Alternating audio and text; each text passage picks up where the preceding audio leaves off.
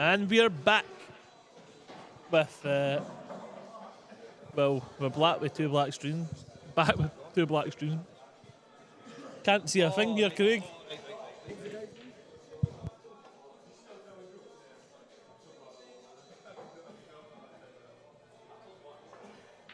And I think Dunster broke there. So, dry break.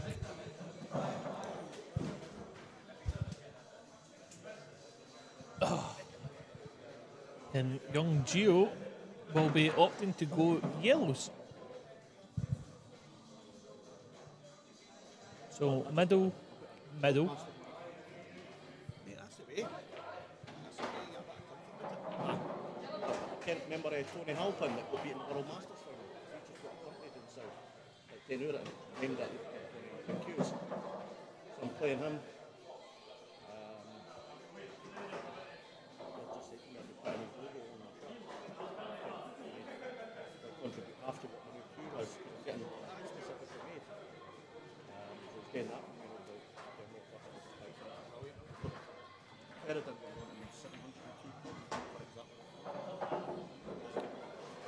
So, Gio's opted for the yellows. Go through, give himself a nice natural, get up, table towards. He'd love to get up for one of the yellows in the middle, but not the worst if he doesn't.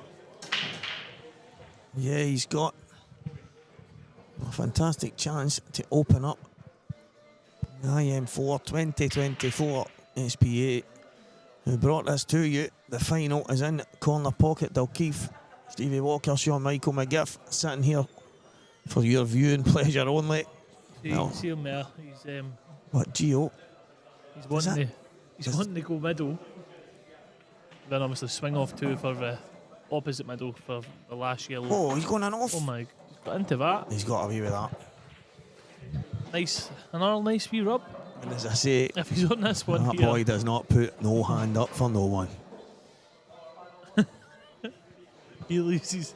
How does he play pool with no hands?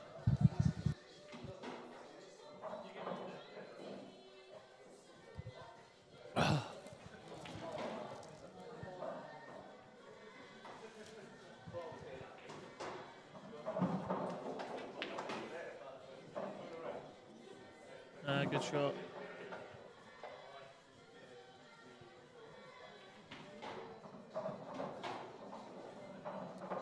And that should be 1-0 to Gio.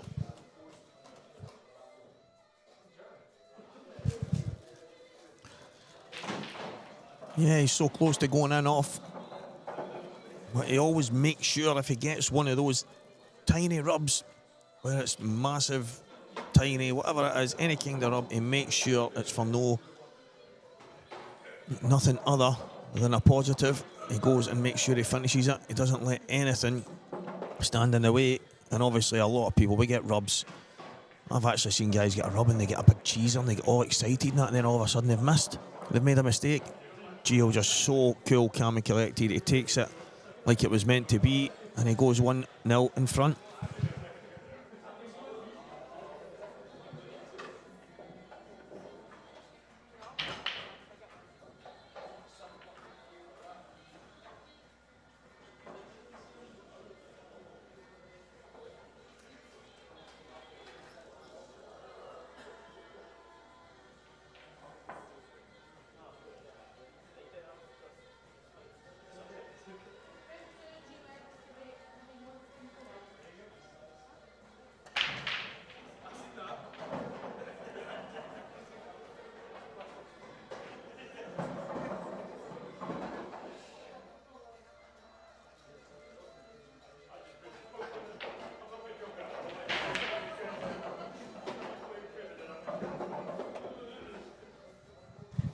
Good break.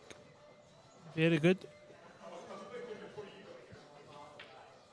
And if the yellow goes down the rail, and obviously the yellow passes by it in the middle anyway. But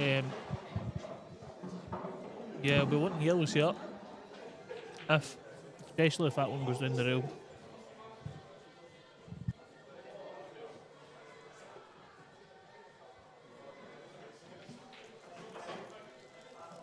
I'm just getting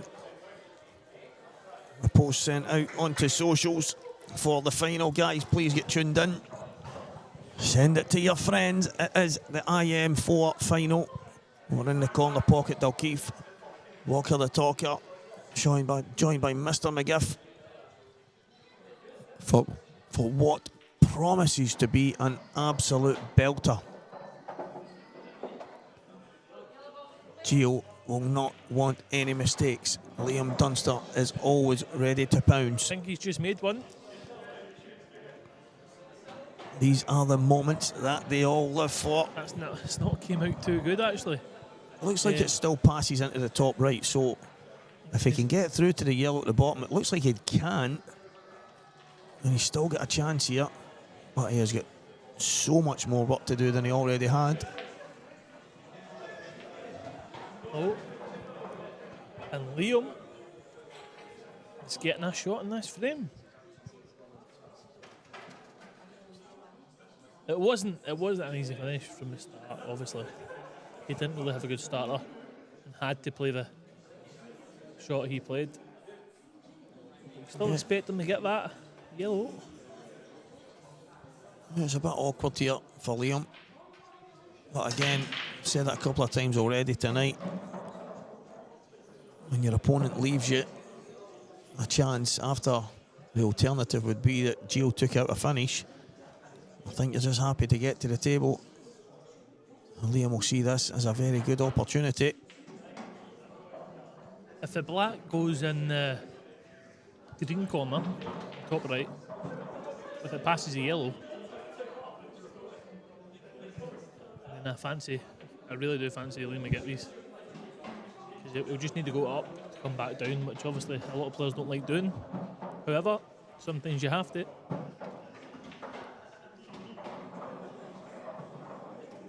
Then he could obviously leave the three reds at the left side of the table for his three last balls.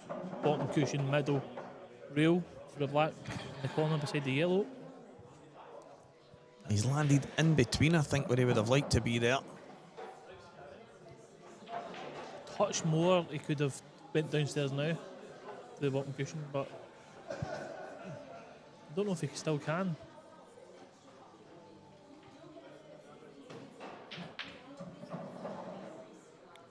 You might need to, because he can't hold for the top one. Watch him flick this in, hold perfect. Yeah, I mean, he did it earlier with the one into the middle, but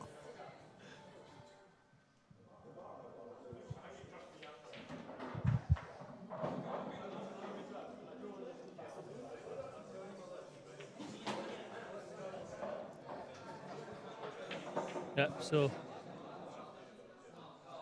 he's just came a bit touched far there again, but he's all right. Come off the side cushion, roll through it I think he's good here. for the bottom rail to drop the one in the middle, then play one up the rail, roll through for the top red in the corner, for probably a black in the middle, no doubt, depending on how he lands. Decky, there is no actual shot clock. However, the referee does have the power to speed the players up if they are taking any longer than necessary. These tournaments are played to black ball rules, which have a minute shot clock, or a minute kind of shot time. However, it is very rarely that anyone enforces it. However, as I say, if the players are taking longer than need be, then they will be hurried along. That's a great shot, William. Stroked that in so nice. Raked it beside. Yeah, just try to get low. Making sure he gets the cue straight through the ball. Getting as much action on the cue ball as he possibly can. His white's on a string, isn't it? Yeah, he's feeling it. He is absolutely feeling it. This final could come down to who breaks best, because both of these guys can certainly handle the pressure. So I just wonder if Liam will bring this back so he's not bridging. Slightly. Or does he not mind queuing over the bottom yellow? Because there's quite a big gap.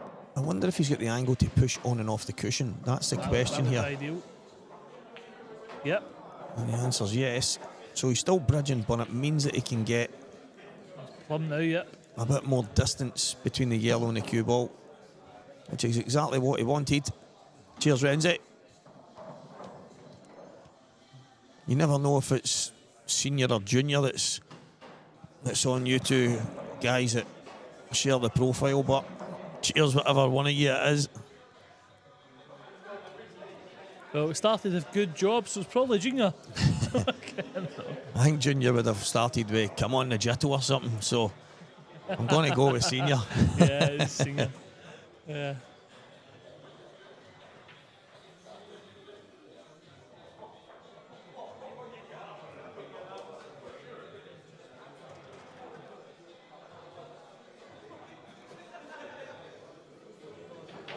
Yeah, it's both. That's what I was hoping for.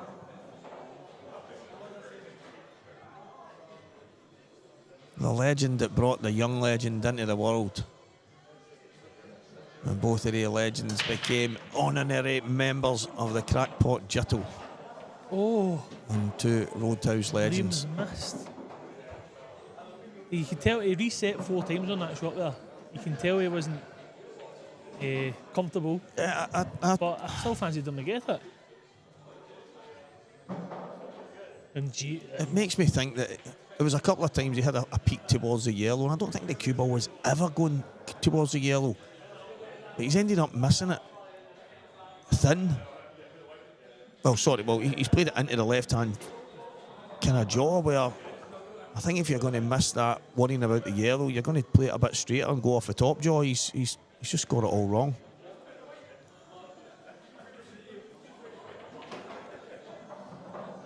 He's played that well.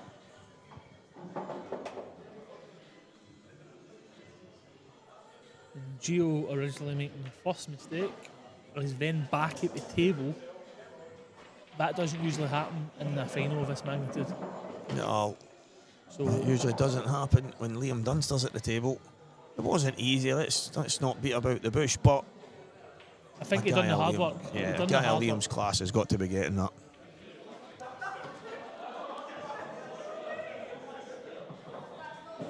He's maybe tried to be too perfect. That'll settle Gio even quicker now, because he'd have been annoyed not to be 2-0 up if Liam took the finish. I think in the IPA Open, if I'm right, was Gio not quite a few frames up? I've seen a few people saying what a comeback, unbelievable, now stones of steel, all that kind of stuff, talking about Liam, but I never seen it. I was heading home. Me and you were driving home when it was getting played, sure. Yeah. So we never got to see it. But it seemed at one point that might have been 3-1 down. Gio was a few in front, but 3-1 down. I don't think Gio will not take any kind of lead for granted, and Liam won't let it get to him. So we've still got the makings of a fantastic final here. But Gio Edgar, I'll be absolutely delighted that he get the chance to come back to the table there. And there's no doubt everyone at home, including us here, and probably Gio himself, was not expecting it. Yep. And it's 2-0 with Liam to break.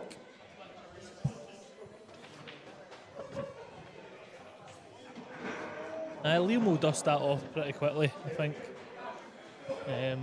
He'll look to come out and respond.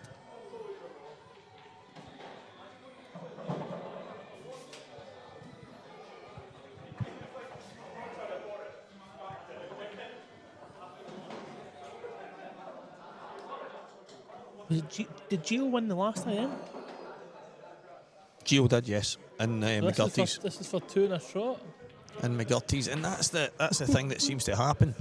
I've noticed a trend across Scottish pool for years that when someone wins one, they seem to go and win a couple and get to quite a few finals in a row. They just seem to be. Morgan's done it. I think Boyle's done it. Dunster's done it. Jason Shaw's done it. Ans's done it. Fairney. They've all seemed to go. When they win one, they seem to go and win a couple. Maybe not in a row, but they seem to win a few over the next while. The next while, yeah.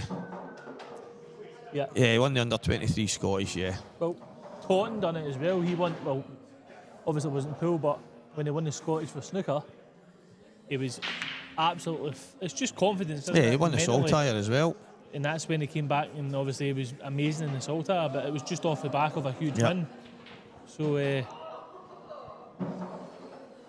just seems to give some extra flight to the wings for a player when they get over the line. And you talk about building a consistency. I think it can go both ways. You hear of people getting to the latter stages quite a lot, but they don't ever really go over the line, and you wonder if mentally it's a good thing. Martin McQuarrie, I think Gio top 5 in Scotland now. Emo. I don't know if he's at emo.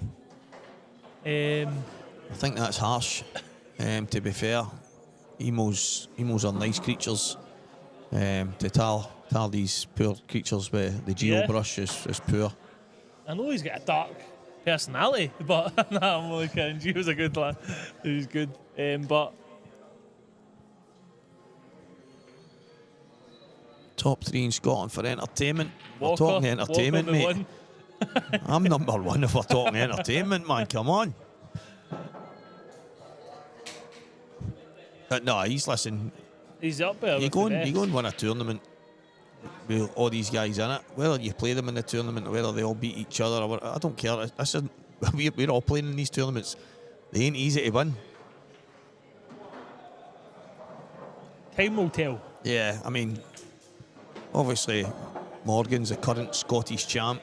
You get Ross Fernie. Obviously. I mean, Gibbsy, Boyle, Dunster. It's a tough crowd to break into, but I think he's done it. Robert Stephen. Andy, how you doing, mate? Glasgow, obviously Gio played him in the money man. Ryan Davey, and Robert Stephen. I mean, Ryan the thing Davey, for me Jamie with Robert is nobody's seen the best of Robert right now. Robert played Gio in a money match. He hadn't really been playing pool. He had about 4 or 5 days practice for that match. He had no right to get within a couple of frames in that match. He really didn't. I think it was a big tournament. Well, so I heard. The fluke. But it's just Robert's one of the best if he's playing, but his life has been flipped upside down. A lot of stuff's been going on with Robert, and it's almost impossible for him to commit. And I think that's the thing. I actually mentioned it earlier. There's so much more in life that's more important than pool. But I've got to hand it to guys that give, and even Liam over the last while, Becca was talking about some of the stuff that he's had to deal with over the last couple of years. He went off the boil. Exactly. But to have that commitment to go and put the hours in, fair play. Anybody that gets the success, they deserve it. Sean Michael McGiff is on comms tonight, Danny boy. Mark Fleming's playing brilliant. In fact, did they not stop Tom Cousins in his tracks? So I see on Facebook. So they posted. I mean, if Mark Fleming's beating Tom Cousins, Tom's obviously a dumpling. Yeah. His wedding. Oh, congratulations, Mark, congratulations, Sparky. If you're listening from your honeymoon bed, I hope you've got us on loudspeaker while you're getting down, my friend. Congratulations to you and a good lady. I would say cheers for the invite, but it must have got lost in the post.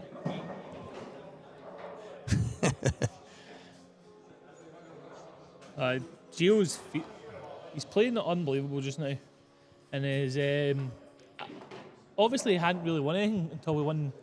Was it the IPA amateurs event? IPA event, yeah. First one? Second? Because Adam Myerscough beat him in the final of the first one. Yeah, then I think he beat, was it Dave Stratford? Yep. Dave's another good player. I played Dave a while back. I think it was the first event of the year, and he was. I mean, I was terrible. I'm not a very good morning player. I need to try and deal with that. But Dave was unreal, and he's got to the latter stages. A few of them, he's been beaten 2 finals. So fair play to the guy. Yeah. So as soon as you won that event, that's him. He's just, as you say. It just sends you up. It's the glass ceiling's been absolutely shattered into pieces, and I think it's a mental barrier as well. Obviously, for players that wouldn't say haven't got over the line because he's won so much other stuff up here, but that's his probably first big men's tournament. since then, if he wins this, it'll be the double in IM. Obviously, I think he won another IP event straight after it, didn't he? Yeah, exactly. I think he might have won something else, can't remember. A couple of things in between. Great finish, Liam. Yeah, there's so many good players in. And The Danny talent Wilson, you is collapsed, did you? Paul McCormick, Scottish Seniors finalist, beat off Brian Murray, had the weekend of his life. He went home to an empty open top bus parade because they were all waiting on the winner, and Brian Murray didn't show. But Danny has now been given a lesson. You have to hand it to Paul. Very proud gang, and Clark's giving him the shout on the cheer. You might have seen the amount of them on the chat function for him. He was in the final obviously last week, or the week before it was. Yeah. And he's obviously in Paul Mack's team going to Ireland this week as well, so we'll catch him over there. But he's a good guy. Yep. Obviously, in fact, there's another one straight away. Brian Murray. He Yeah. won. Was it right? Masters? Like The Scottish Seniors. No, but before that, he won the Saltire Masters, I believe. Oh, did he win it? Was it the Masters? Did he win it? Did he get to the final? He won the They Masters. won He it? beat Davy Forrest twice in like a Right. first to 11, I believe, or first to 10.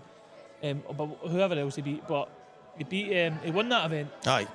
and that was it. Boom! In our final of the Juniors Club Championship, which he's already won, I believe.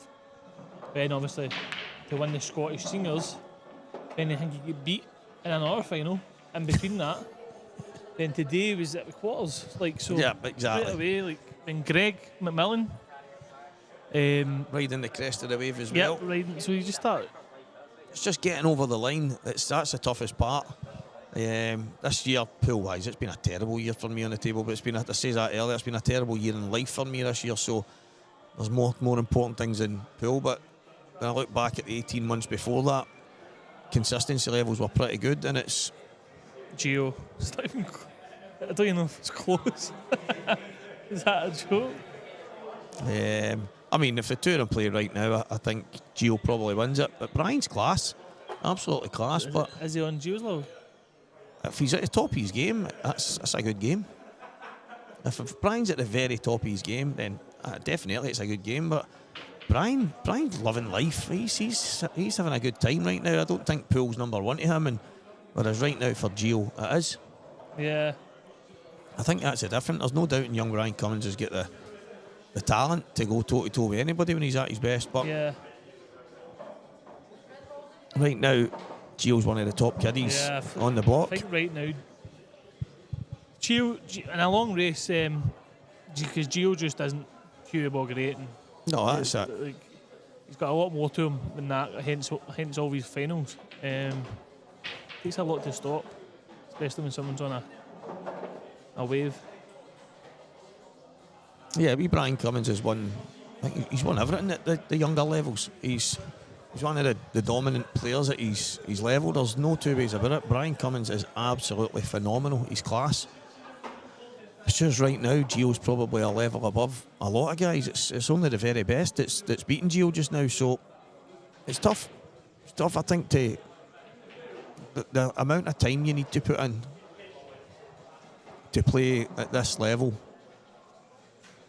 It's no easy, especially when you've got work, family, kids, all the kind of things that go along with it. So do it while you can.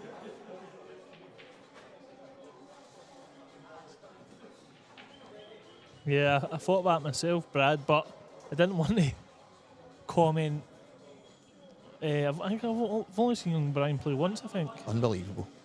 And I think the match I did watch, he was What a great. shot. So What a shot, Gio Edgar. Yeah, listen, there's the old there's a black goal in the same middle. Yeah. There's the old thing, the 10,000 hours to elite, and it's 3 hours a day for 10 years. It turns out into 10,000 hours over 10 years, and it's the amount of hours it takes to master something in life. So it could be football, pool, golf, whatever it is. 3 hours a day for 10 years. Now Gio has mastered pool because he's put in more than that in the last 10 years, according to what he was saying to me. So I don't know how much better you can get. I don't know. he can definitely go up more levels. No, that's the thing. but 100%. How many more levels can you go up if you can I break think dish a all the lot. time? I think a lot because I think obviously we were talking about this a couple of weeks ago, and Can Boyle get better? yes, Can Tom Cousins get better? 100%. I don't think they can, mate. I think it's just 100%. because that's how good they are. It's No, always going to be that. And every now and again they'll have a massive. See, you believe go, it or "Oh, that not, was-" I believe it just or don't not, think they can. No, definitely. I think they can because it was actually it was me and Boyle who were talking about it. It was the night of Santa's money match when he was playing Jimmy Walker, and we actually had this conversation. We spoke about it for 25 minutes, and I think it was Young Junior. It was saying the same thing as you, and Boyle himself disagreed and says he can. Maybe he's been humble or whatnot, but he did say. I think everybody believes they can get better, and I think most people can get to a point. But I just think I look at it and think, right, so what Mark done against Mark Farnsworth, I think that was the most dishes in a race to 35 you're ever going to see in your life. Mm-hmm. And so Well, how I've got much a question. better I've can got- you get well, I've then? got a Dish question. every frame. It's Well, just I've got a not question, possible. I've got a question. It's not possible. No, I think It's you no, you can't dish every single frame. I think everyone can get better, Of course, but including I Boyle, think including Cousins. I think they can possibly have wee tiny improvements on the odd occasion, but I think they're But as good as they're going to be. Even at, well, It's just how they turn it up on could the be- day. But getting better might not be. It could be off the table mentally as well. Like if you increase your mentality maybe 1%, it might make you 0.01% better on the table. But if you do that 10 times, you've then No, got but that's what I 1%. mean. That's what I mean. So So- Boyle's he would be the first to admit that he's not played at the level that he did against Mark Farnsworth in that match. He's probably played at it in spells, but that's what I'm saying. You'll only get that very, very that basic level of perfection every now and again. Even these guys can't get it all the time. But Much as they try, it's never going to happen. And Yep. everybody else trying to hang on to their coattails would take the same kind of dedication they've put in, but not got enough time. These guys played at the highest level, and like Mark was obviously a pro snooker player, didn't make it to the very top. But well, look at obviously if you look at like Boyle, we'll say Boyle, obviously Dunster and whatnot. Do you think they're at Mick Hill's prime? Like, see what level Mick Hill was at in his prime, how consistent it was, because he's learnt every natural. He plays the way pool, gives you the biggest chance, right, to finish it every single time. see, but I hear people say even things if it's like, like, but see, even if it's like iron out one mistake in 50 shots, that one mistake could be a difference in one match. In the tournament. everybody else got better. I hear people saying things like, Mick just doesn't care anymore. Mick's doing this and Mick's doing that. Nonsense. If you don't believe he's going into a tournament desperate to win it, then you're all off your heads. Simple as that. Nobody will ever convince me otherwise. It's just everybody else got better. But for me, You've got to remember the players he was it's playing like saying Messi and Ronaldo could get better than they were. No, they can't. It's impossible. They got to the very best that there's ever been, and they couldn't get better. It's just there's a glass ceiling numerous times, and then there's a concrete one that's just impossible to get through. And I think Mark could be super consistent or one game, or another game, or another game, or another game. But I just don't think the perfection is actually there. I don't think it exists. No, but perfection can't. Drew boy, how you doing, sir? Nobody's saying perfection No, I know, can't but exist that's in a the game only- that requires some luck. For the guys to get better would require perfection for me. No, I disagree. I just think that they are the pinnacle, and it's up to us to try and get to it. Yeah, no, they're the pinnacle for sure. Chris Ferrier, I do believe so. 100%. I do believe you can get better, even the top players. And if they couldn't get better, they wouldn't make the mistakes. That's exactly my point, Becca. You can play every single day and get to the most fluent ability you've got, but on the day, even the best can have a nightmare off day. So that's why I think it's, if you've got it, you've got it. And the problem for all of us guys is we don't seem to have the consistency to do it match after match, whereas there's the odd game, like you playing Liam Shaw Michael when you've played outstanding in McGoldrick's, myself against Dan Davey. Other games that we've played, I've played Mark Boyle a few times. Mark's beat me 7-6, 7-6, 9-6 in a semi-final with the Scottish seniors a couple of years back as well, and I played unbelievable. But just know the next week you think, I've been playing great, and the next week you're beating the first round, whereas you look round and go, there's Mark in another semi-final, there's Mark in another final, there's Liam in another semi-final, there's Liam. And it's like, how are they doing it all the time? I think it's mental. I think it's actually in your head, the difference. I think the difference is up there, because I think everybody's got the ability to pop, play side, swing off cushions. I don't think it's pool. I think the only difference is in between the ears. Well, if that's the case, right, say there's we're saying goodbye to the homeless guy, Brian York. See, you've got a card for pool players, like a rating card for pool players. Are you telling me, so you're rating 1 to 100, so you've got a rating card just like you do for like fighting and all our sports.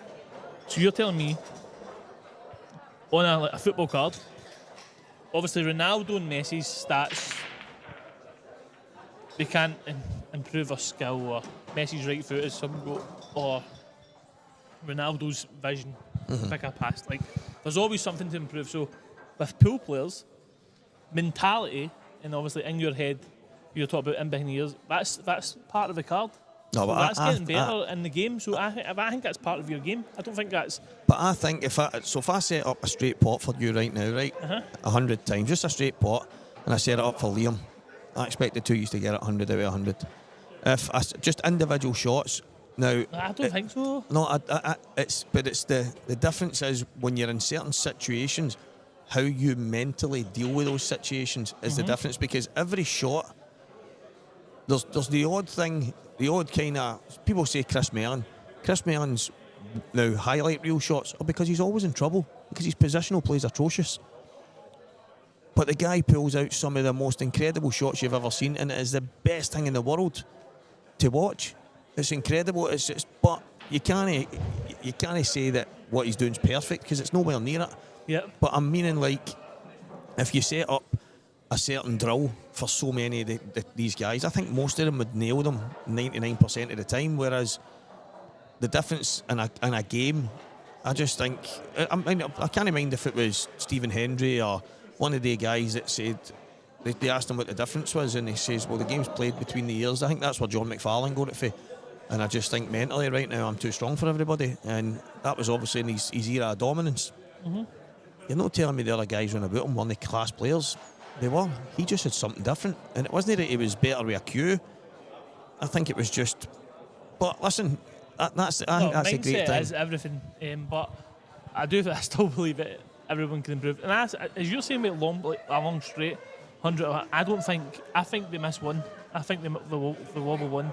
I think if they're buzzing out their tree, like Boyle. Aye, but Renzi, I'm not talking about the average guy in the pub. That's obvious. But I'm just meaning all the top guys out there, they've not really got many weaknesses with a cue in their hand. I just don't think so. No, I do. I disagree. I think even with a cue in their hand. What's Liam's weaknesses? Well, Liam's weakness with a cue in his hand. What do you see that you go, he really needs to improve that? I'd say, obviously, how good is he at doubles?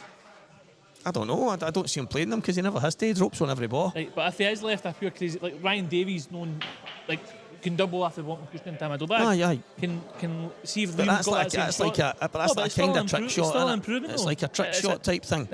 You might need. See, the probably the best at they kind of shots, all these mad double obviously, kiss kicks. Alan Reynolds wrote just long potting straight away, as well. Nah, he doesn't really need to play any long pots. He's always right behind the ball. Yeah, but if he's not though. No, I know what you're saying, but it can happen. It's like, and then so you say right. So well, let's go with Renzi. Renzi's saying long potting. I'm thinking to myself, the kind of guy Liam is, if he was bad at long potting, he would practice him because, well, that's what he does. So, what's Boyle's weaknesses? But I personally think that it's maybe like, I think if you give Liam and Goobsy 100 finishes, I think if you set the table up 100 times differently, right, but the finish is there and it's pretty similar, and you give them both 100 finishes, where it's like a tight weight, I think Boyle goes a different way slightly because he's so comfortable at moving the weight more, if that makes sense. So his weight is, his cueing is great. However, Liam's weakness for me, I didn't get a chance to speak. I think Liam's weakness is keeping the cue ball on the table. I think he needs to work on that. I think because Boyle's so gifted, obviously with ability-wise, I think his pattern play switches up slightly. Like I think if you give the top players 100 finishes, they'll take a different finish. Well, Liam and Boyle would take different finishes. Well, do you know, this is what's mad. So I've actually had the pleasure now, because I'm in the commentary box, and I've had Mark in with me a few times, I've had Liam in with me a couple of times, I've had Mark Farnsworth, I've had all these guys, and you know what's mad?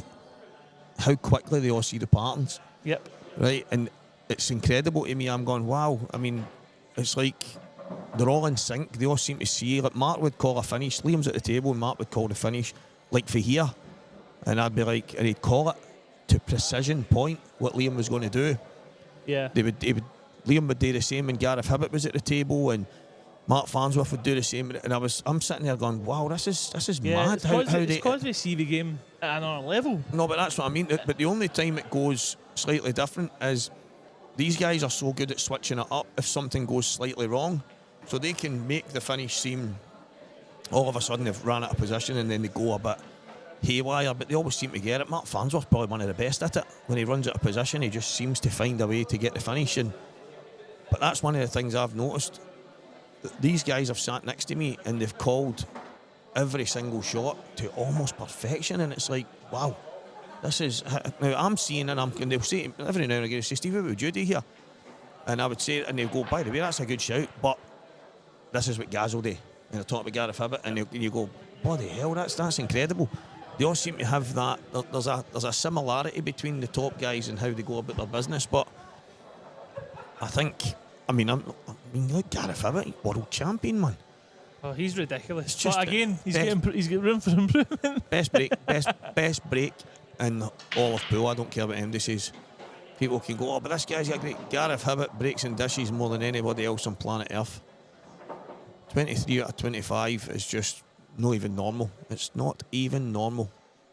23 breaking dishes out of 25 breaks. Bloody hell. 100%, Jamie. Obviously, the obvious things will obviously be the same because it's. See, that's the thing, Jamie. Standard. It's easy to say that when you're watching all the different guys, because obviously when they play a shot, it might not land in the place they were trying to land it.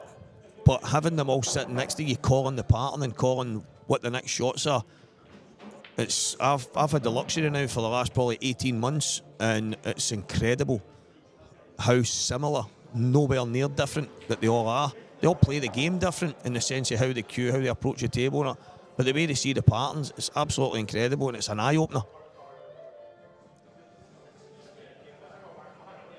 He actually ended up finishing on 39 out of 50, but it's a breaking dish challenge group, quite a lot of money in it, and Gareth's first 25 was 23 out of 25.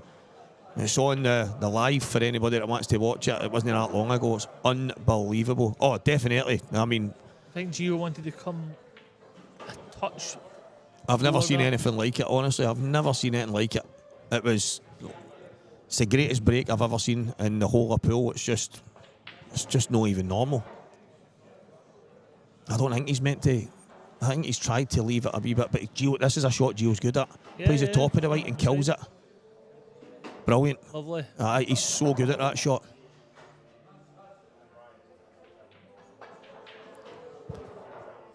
It's mad, Jamie. And obviously we all watch pool, but getting to call some of these matches and see some of the stuff, I've been even more blown away, and it's mad how quickly you start to see shots. It's opened my eyes the way some of these guys play, because even though I would watch pool at certain weekends, and if I'm there, I'll maybe watch a tournament, but I don't really take it in. Ever since I've got involved in the commentary, the stuff I'm seeing and the way they go about things, and the way they simplify the game. Yeah. Michael Ross just had it nail on mad. the head. Shot selection, pattern play, which is I think which I was saying earlier, if you give the 3 top players or the 4 top players or the 10 top players 100 finishes, hard finishes, I think that the only difference.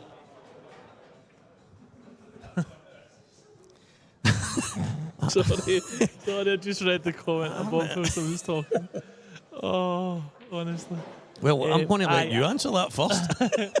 Aye, Chris Ferris wrote, Stevie, would you add more spots to the right, and if so, how many? Well, of course, if they've got chicken pox, you would add more spots. Other than that, then no. No, I didn't. Oh. I'm so confused right now. I mean, are we adding multiple coloured ones? I don't know. I'd throw that out to everybody else. If you could add more spots to the white, how many would you add? I know. Mental. Brilliant, absolutely brilliant. I want you to work out. I'll tell you what, mate, it depends on the size of them. It depends on the size. If we're talking a millimetre. Oh, he can work that out, Chris. Don't forget, Stevie is a millimetre specialist. Yeah, you're talking about the circumference. 1 3/4. You'd be amazed at how many dots you can get on that, mate. At a millimetre. Wow. You're talking no danger. Oh, I know the answer, Chris. Actually, I've already worked out in my head. 4,660 millimetre dots, mate. In fact, that's me doing 0.01 mil. That would be 10,485. So, 4,000, mate. 4,666 millimetres. It probably just falls just under a millimetre because some of the dots would probably cross over each other. So that's no good. But if we're talking dots, not touching other dots, now that's a different question. No, that's the thing. Because if we're leaving gaps, then all of a sudden that leaves wee white dots as well. We need to factor them in. Then you just. So anybody out there, if you don't believe me, go and try it and challenge me. But I don't want you to try and use some dodgy pen where the dots are all different sizes, because that's just cheating. Contact Aramis and ask them for a true scale. Well, Simon, I'll have to say Stephen, because I don't want dropped on Monday. He's my manager. No. I've only been playing pool a couple of years. A few years now. Maybe just closing on round 3. Give or take. What's that? Oh, did you ask that? Oh, is it? There's a joker there. Look, you just keep. Sorry, guys. We've actually got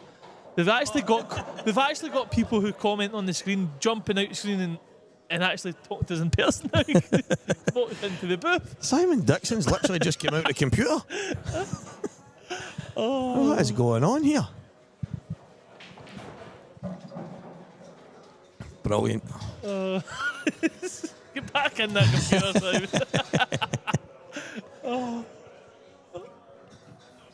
Need a bigger screen there, Craig. Oh, that's rolled. Is that rolled the pocket? That's rolled the pocket. Oh, is it bounced out? It's rolled the pocket, yep. That has rolled the pocket. Wow.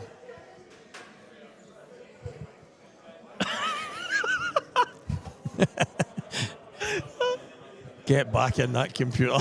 To be fair, he didn't really get out. It was only an 8-inch screen we had. Hey, do you know what's mad? His head was a bit big. It was crazy. We were just sitting talking. His face just popped out round the side of the computer. A big smile on his face. Something like a fucking Harry Potter platform, 9 3/4. Wow. Right, so Gio. That is very unfortunate. Kevin, do you know it's mad? I've seen it a few times over the last couple of weeks as well, and I actually thought I seen it earlier in one of the matches. It wasn't when I seen the replay back.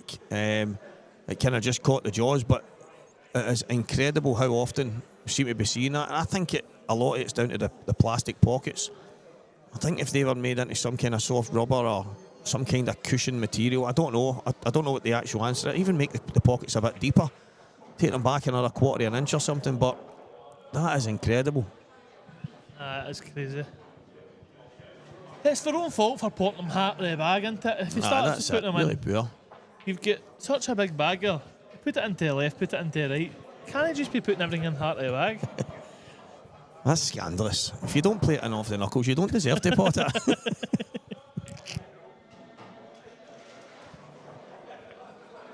Well, that's a good, very good shot for you there. Played that perfect. Well, Gary Robertson, I heard a rumour, might not be true, because the pockets in Australian pool tables, even the 7x4s, are the same pockets as snooker tables, and apparently it's to do with patents over here in the UK and Europe or whatever it is, that they can't be put on pool tables for whatever reason. I don't know if it's true. It might be a lot of nonsense and it's just to do with money and stuff like that. I've no clue. 13 and a half. I would have thought that it's more to do with the fact that they just want the balls to go down into a chute, to charge people £1 to go and play a frame. But obviously now we've got the free play tables and what have you. But it was something that I was told. I don't know if it's true, but Yes. Maz, of course you can. Where's all these silly questions coming from? can you improve on nerves in the game? If you just phone Chris Ferrer and says, give me one. I'll tell you what, there's a lot of people getting on my nerves right now.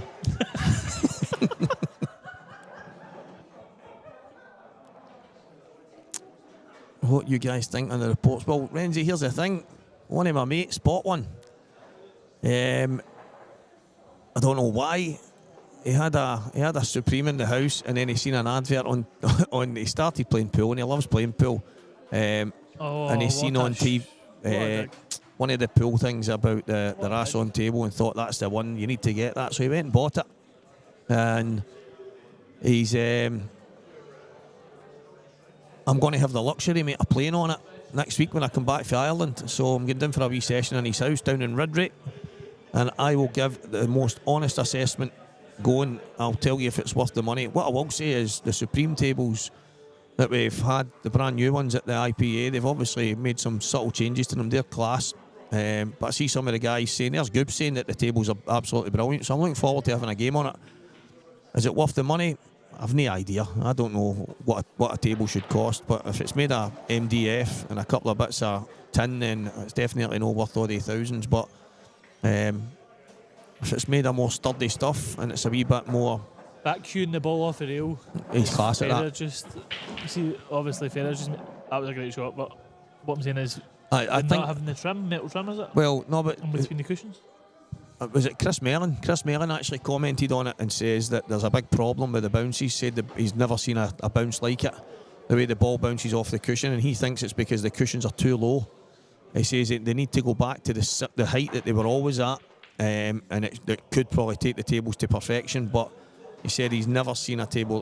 This was on a Facebook post he posted, and said he's never seen a bounce like it in his life. But he's putting that down to the fact that where the ball is hitting off it. I don't know, has this been confirmed yet? I know the answer, but has it been announced yet? They can't announce it. They won't announce it because of the certain deals they've got behind the scenes that they can't advertise so, it. Screwback streaming. I've got the answer. There's so that if you Simon. just send me... Simon Dixon, if you pop your head through the screen again, son, you're going to get one.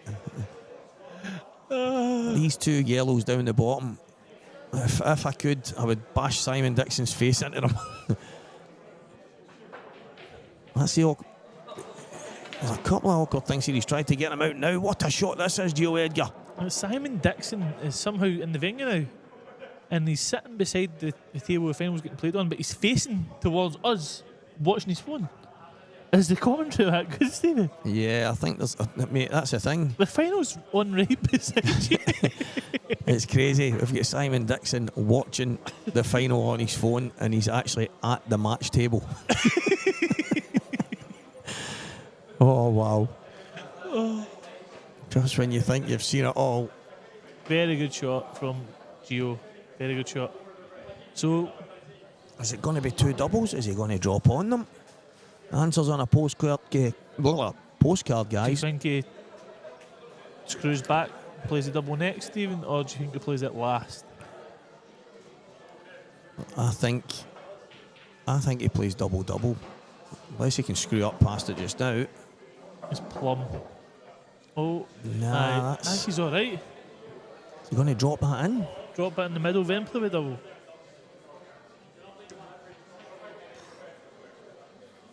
Big frame. I think I've just seen Simon Dixon in the distance peeling a banana with his feet, guys. I don't know what he's doing in here with a banana. This is a venue for the publican. It is not for fruit consumption. That's the wrong way, Simon. The monkey saw it the other way. Oh. Is he going to drop through the gap here, do you think? Do you think take the one in the top right and then come through the gap and then drop it in for the double on the black? Yes, I think so. One good shot here. Oh, he's why has he tried to play? And he's the pace he's played it at, he's meant to play into it, but I think this is...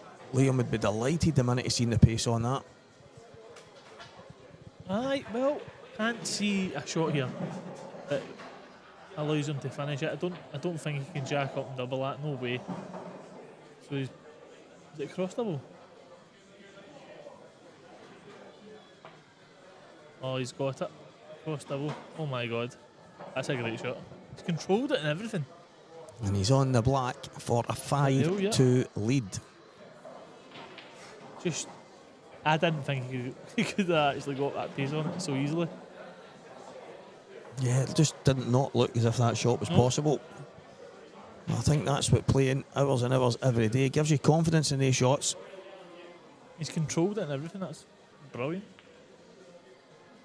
And he's got the black. That's one of the things that 5-2. probably bothers me a bit about some of the tables is the fact that, to me, he's missed that. I actually thought it was in when he hit it. At and first, I thought it turned into the and then it just didn't look like it was. I thought he hit it great. Then obviously, I don't know if it's just turned into the cushion and turned out. I don't know. I just don't think if it hits 2 inches down the cushion that it should go. But I think we should be the same thing. But I think if we hit the top of the cushion above the middle bag, it should still win. So they are. But no, I think someone said the racing tables. Yeah, Brad just spot on. Tighter bags in the corners, is that right? I don't know. Goobs, listen, still in the chat. The only person that I can go, because I've not played on them, was Chris Mellon put a post up on one. Somebody said something about him, and Chris Mellon commented quite a lengthy thing, and he said they need to fix the corner bags, they need to do something with the middles because they're far too big, and he said the cushions are just far too low because it creates a bounce that he's never seen before, so they need to raise that up. But apparently they've already took the word of some of the players and they're going to work on that for the next one. But then somebody else's comment was, but what about all the clubs and all the people that have already bought these ones that have got all the problems? Did they get a refund? Did they get them fixed for free? Yeah. It's a tough one, isn't it? I think if I was ever going to get one, I'm going to wait till Goobs tells me they're absolutely perfect.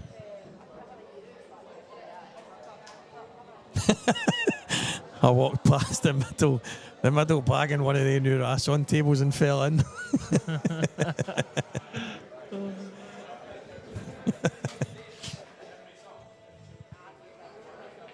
The thing is, it's mad when you see it, as Rogers pointed out there. 9 balls went from, I don't know, is it 5 1/4 inches down to 4 inches or something now? Their bag sizes have dropped massive. I know at the tournaments they were always a bit tighter, but I think on the general tables, but for some reason, every time I see a new pool table on TV, they look massive. Unless I play on them, they look super tight.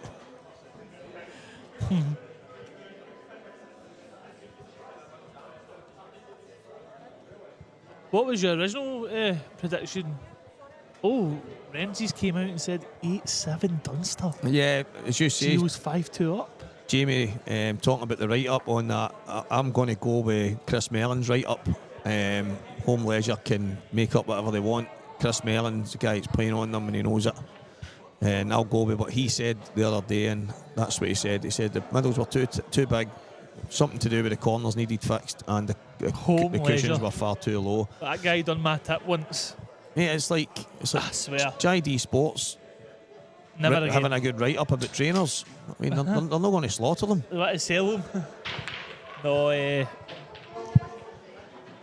think it took him like 70 seconds to do my tip once. No, Gibbs, that's what I just said there. The bags always look massive until it's meats at the table, then they look super tight. What I probably gripe at is when you miss. I just believe when you miss, you should miss. And then people say things like, it's when the cushions are brand new and stuff like that. And I get that, I do get that. I just think maybe they could be a wee touch tight, and I don't know. Doesn't make a difference to me. I'll miss them anyway. It doesn't matter what size the pockets are. You're actually seeing quite a lot now. I don't know how many guys are watching the.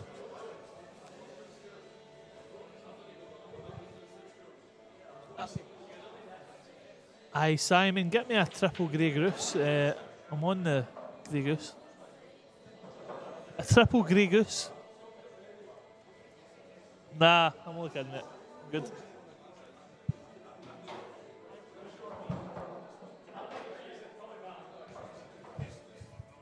Well, there is some benefits of guys jumping at the screens after all. Got a wee free juice off them. I'm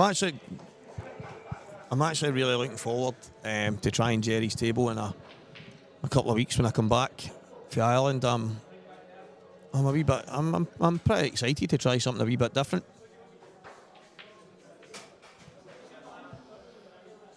Yeah, down the rails we need to be hit near perfect. Now that's probably what you were saying there, Stevie. But so if you miss it, you miss it. Don't you? Basically on the it's one of the things that I've liked about. Like, see when we were in Bridlington, I mean Tiger saying that they were the best tables. It was the black ball tables and obviously brand new cloth and stuff on them. And he's like, they're the best tables I've ever played on because he's like, I'm seeing people missing down the rails and the balls no dropping.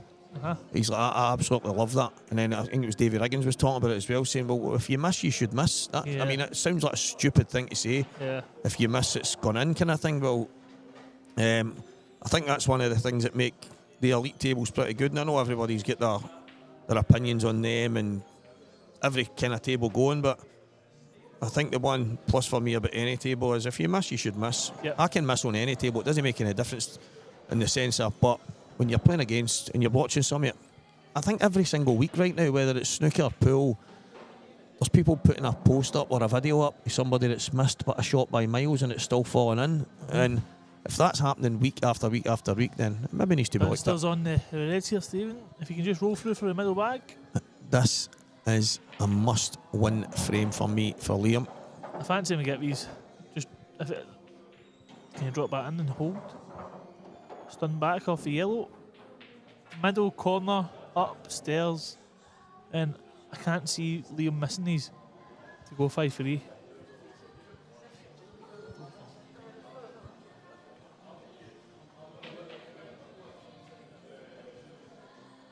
Yeah, this is massive, this frame. Probably as big a frame as you're going to get in this match. 5-3, 6-2. Would you be saying at home if Gio goes 6-2, it's over? Just nothing to the yellow here. Plum. It's 5-3. The chance that Liam needs to dig back in, but Gio is relentless at the moment.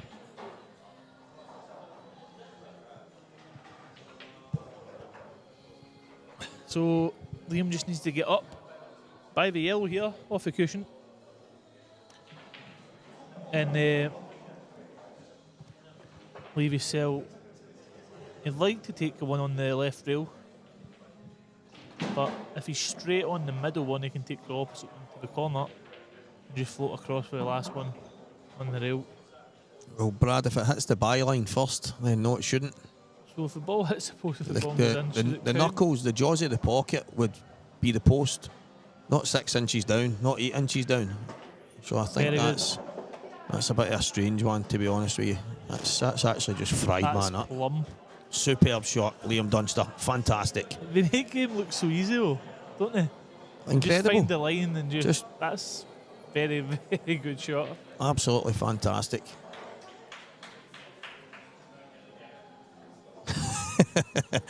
I've been tempted a few times, mate. Start staring at us. As if to say, Lovely. Come ahead, square go. Aye, so Liam should Liam's not, tidy these up. He's not going anywhere. It's just not in his character. It's not who he is. He'll be here to the bitter end. He'll have to peel him off the table. to beat him here.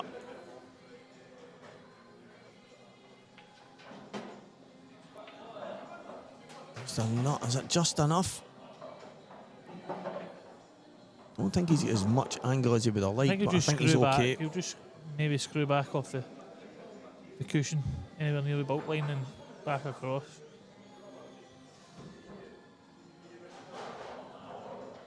No? Can he punch it through? Power stun it over to the side rail? Yeah. Fantastic shot. Stun run through his cue, that little dream, isn't it? Oh, they're not easy either. Unbelievable shot. Brilliant stuff. Liam Dunster.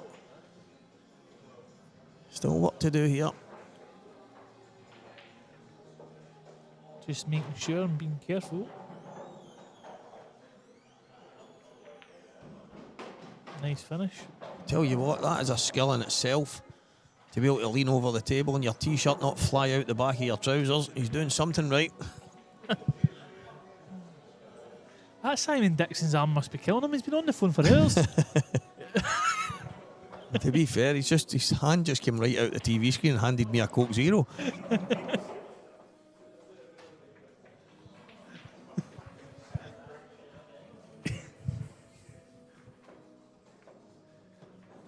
And Liam to break.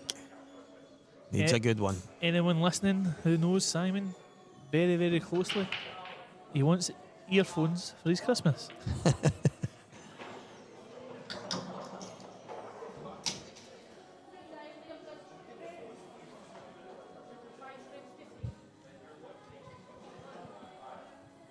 5-3. Massive break. Dunster to break. So Dunster could be Gio, one dry break from Gio. Oh, wow. He's in off. Well, that contradicts what I was going to say, but... And young Gio Edgar will be licking his lips at these 2 shots.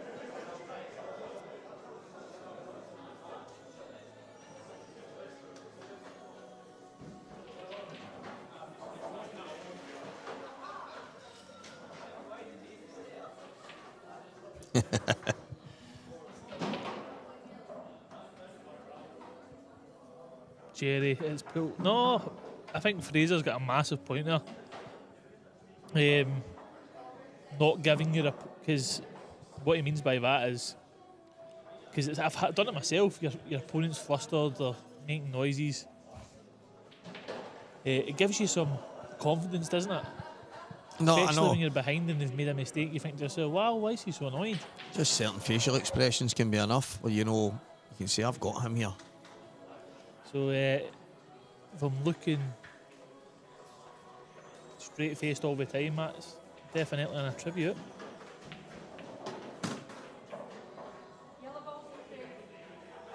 Yeah, that's unfortunate.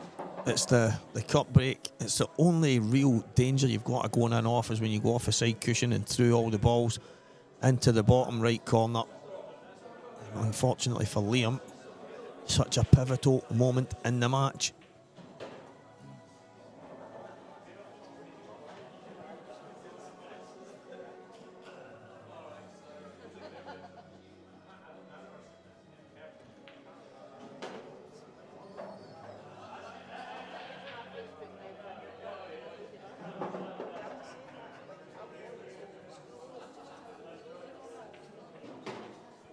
Jamie, I've been there myself. I think any time I've lost the plot, my opponent's absolutely run riot.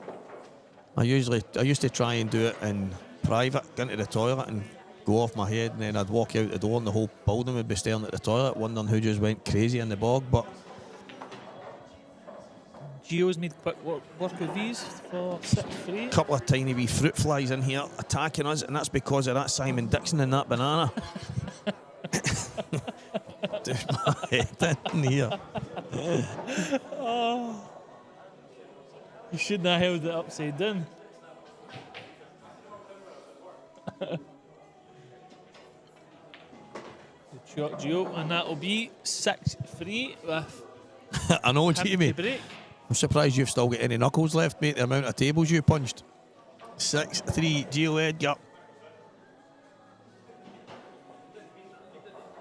Did it have a wee flick off? That's even more unfortunate. So T13 T13 has announced the tabblies in Coleraine. Have they? 8-ball army. Tiger.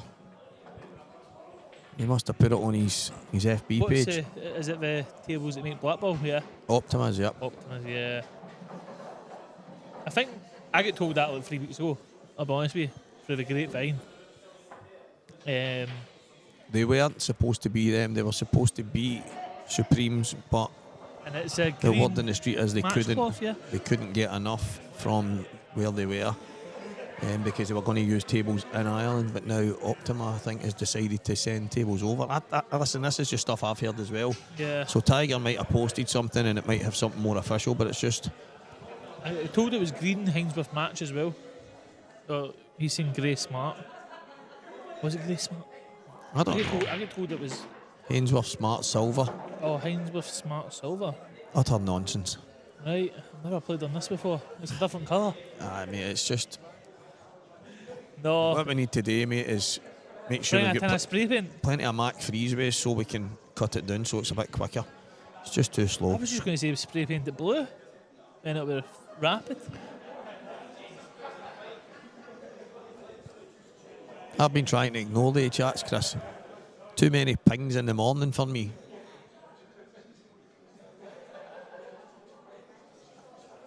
Gio's got a really good chance to make it 7-3 now. He's got a really good chance to make it 2 IM victories in a row. And 2024 is slowly becoming the year that Gio Edgar became one of the very top boys. Just needs to make sure of his work here.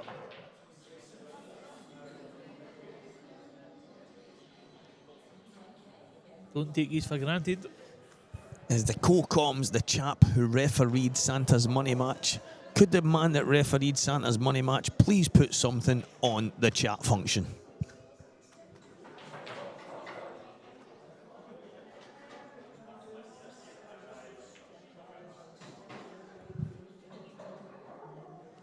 Believe it or not, the guy who refereed Santa's money match actually knows what he's talking about when it comes to pool. And if you want somebody that knows what they're talking about, do not look in this direction. We formed a new boy band called No Direction.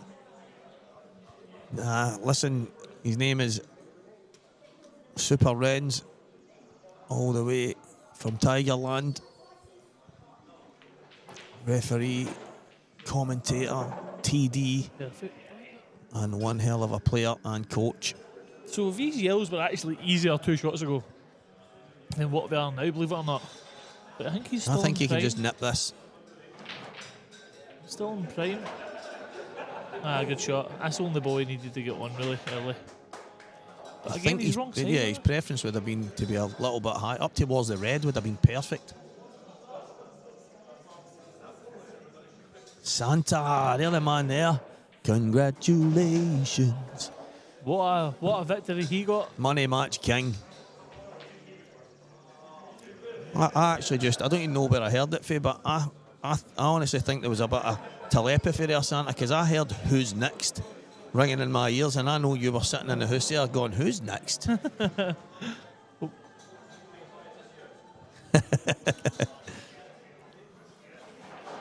Santa's put some stable together. That's for sure. I thought you were. I'm sure Santa's allergic to horses. So he was telling me last week anyway. What a finish to win the match, by the way. What a He black. took What a the black. positional shot. See, before he played the positional shot, he actually looked over to me and said, I'm going to float through these gaps and land on this back. So, I wonder if he's going to stun off the red here. Oh, that's rolled the is that pocket bounce- as is that well. bounce out, was it? That's rolled the pocket. That's the exact same Did as it? what happened to Liam. Oh, It's the exact same as what happened to Liam. and it's all happening here. Roll for a roll. Wow. Just as some people thought it was done. Liam springs off his chair. That's a good point. Renzi, by the way, hustler. Talking about a Scotland A-team player here.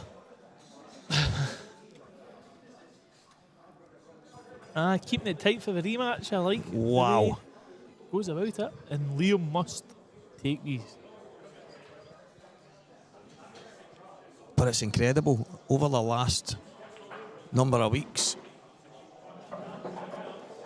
I don't think I've ever seen it as much in the corner bags. The middle Crazy. bags, yeah, In fact, but the chat was just talking about it. in the corner bags, it's insane.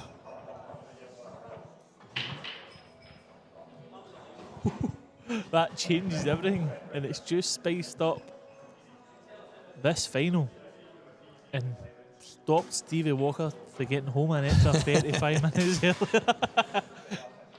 I don't know if he's already phoned the table writers trying to get these leather corners. That's incredible. Just think about it though, 35 minutes every time you're commentating, or 20 minutes. A bounce out could cost you. I know.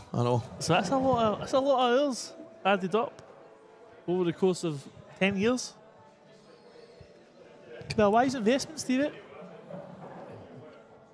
I know, that's true actually. I could be sitting in the house right now, chilling out with a decaf in hand. I need to get my bags packed. Leave at 8:30 in the morning.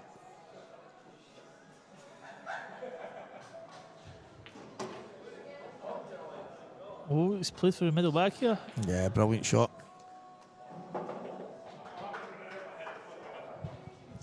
Jamie Milne, you don't want earplugs in, mate. You're loving it.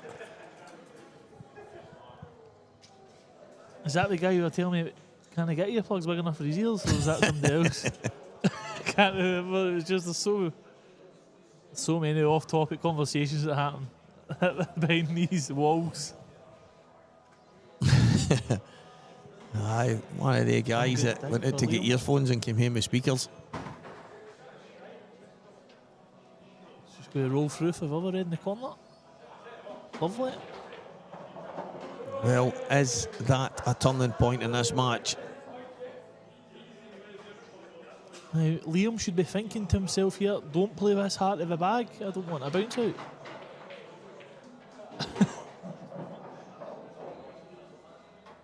It's crazy the amount of aim that have been seen over this weekend.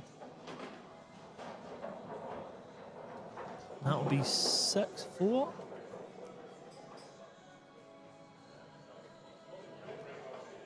And it's Liam to break. Yes, it is.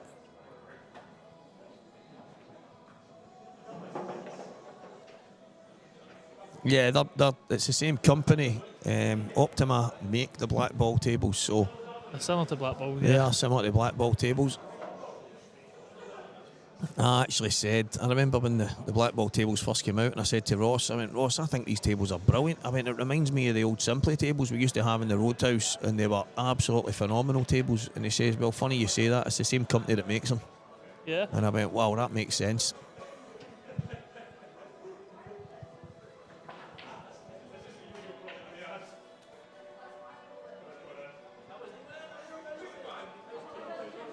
Massive. Massive, massive, massive.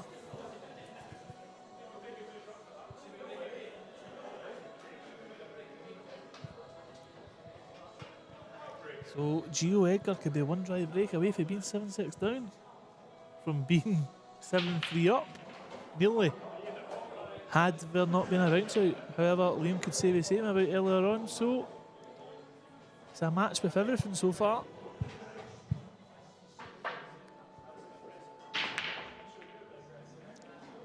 And he's got a ball. And the black was going in, so he was going to get the chance to break again, but I don't think he would want to. He's got a good chance here. Both are good, but I think he'll take the red. Yeah, it has to be red balls for me.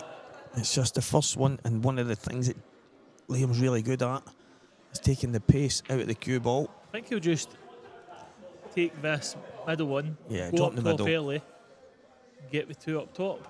But although he doesn't need to, he could come down and clear these. Leave the top two till last for the black in the middle. Yeah, so I think the red passes the yellow. If it does, then I think you In go this, down here. in this Yeah, corner, yeah. Well, if the red passes a yellow, it's straightforward. And you just work up table. No, so he's going middle. Nip it. Just nipped it.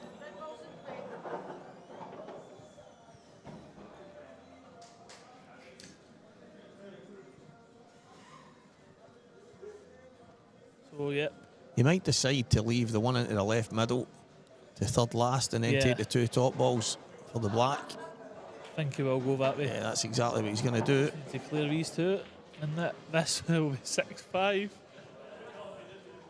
And game on. Game on.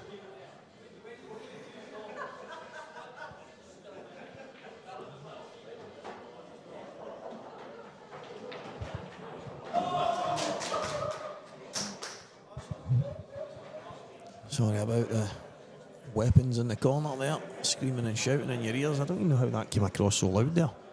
They're away over on the opposite corner.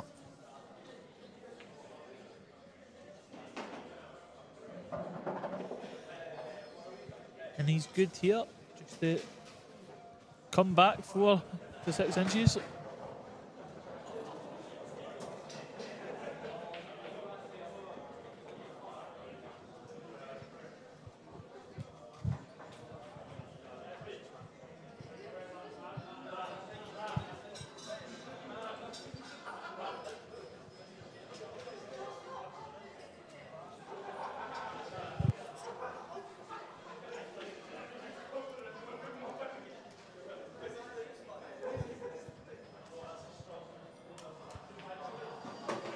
Perfect. Absolutely spot on. You just need to wait this in. Unless a bounce out decides to make an appearance. Yeah, surely the laws of averages are going to tell us we've had our fix of bounce outs tonight.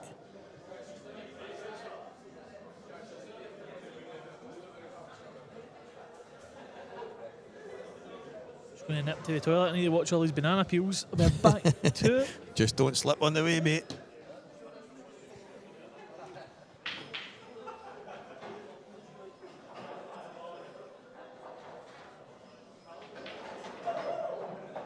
Yeah, cued that fantastic, Liam.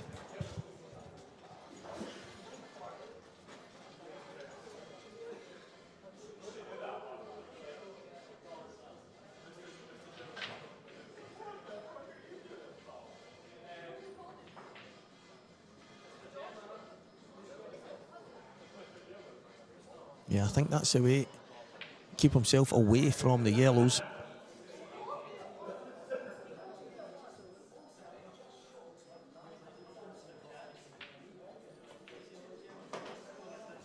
Just about perfect. And it should be back within one.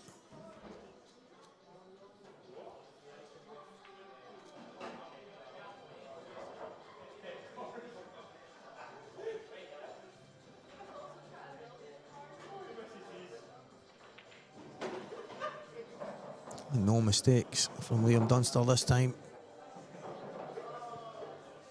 And to be fair, he's not really made any major mistakes. He's had a bad bounce out, so has Gio. He's went in off after flicking a yellow. It has been one hell of a final so far. Two guys at the top of their game going head to head in one of the national finals. Scottish Pool Association Individual Membership Event 4. We're in Dalkeith. It's the corner pocket.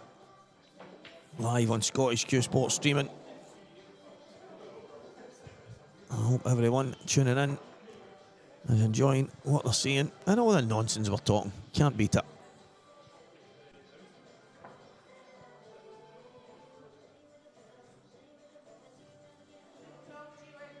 Great advert.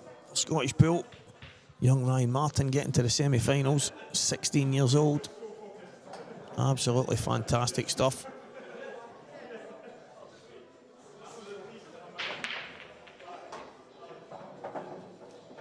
He's got a ball. Has he got a chance? Yeah, he has. He's got a good chance on the Reds. One slightly awkward ball, and I find it tough to call them that when the good guys are at the table.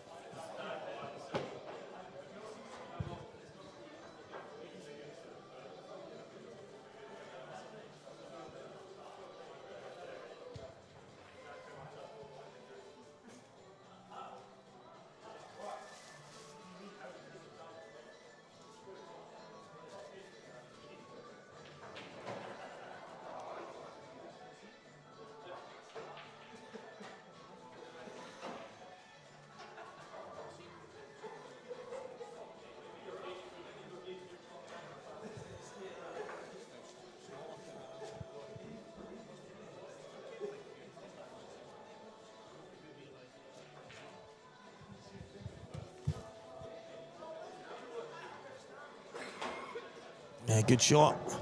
Slightly awkward. More awkward opener.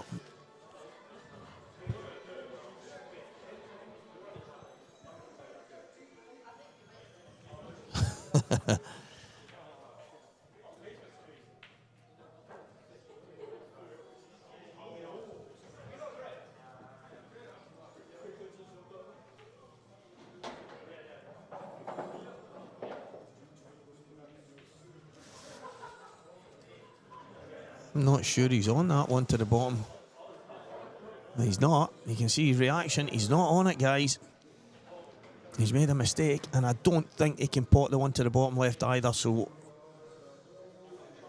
he's going to have to put a bit of side on this, maybe swerve it slightly. He's got work to do now. You can see by his reaction, or is he the milkman here? He's definitely putting a bit of swerve on this. Yeah, he just couldn't get it. Unfortunate for Gio, he's not managed to get back, which is quite criminal.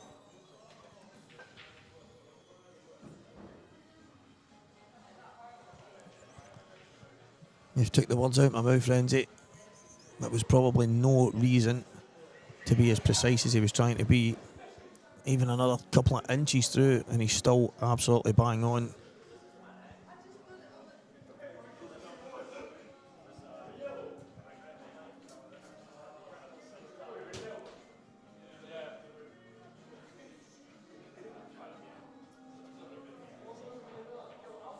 There's still work to be done here for Liam. Nothing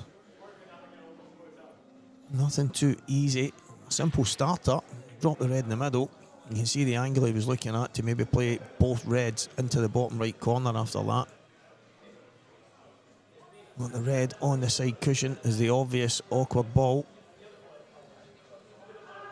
Do you drop on it? Do you play a double? Do you kick it out?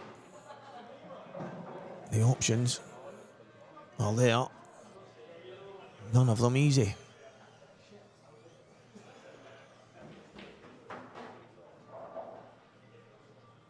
I don't mind Santa's shot. Slide off the red, take the cue ball up to the top left corner and play the snooker straight away. But if he doesn't get it right, he could be handing the frame to Gio.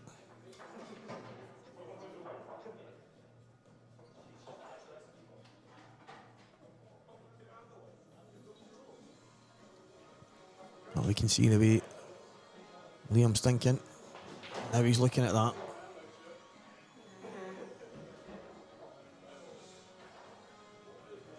Yeah, he's now looking at that shot.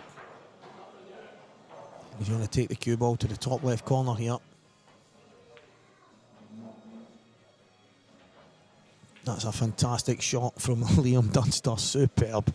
Judged to perfection. And it's most definitely a snooker. The only thing Gio can do is get a hit here, but I don't see any obvious escape to pot a ball, so he has to just get the hit.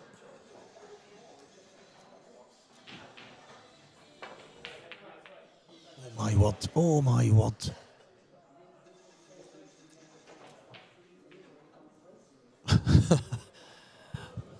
Every now and again, the commentator should just keep his mouth shut.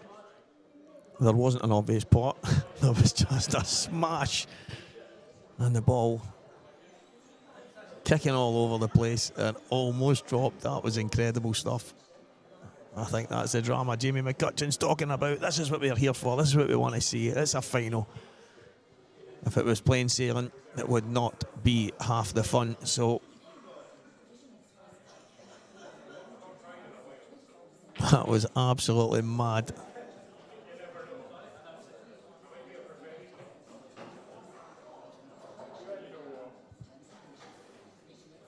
Is Liam going to put the cue ball right in behind this red? I think he is, you know.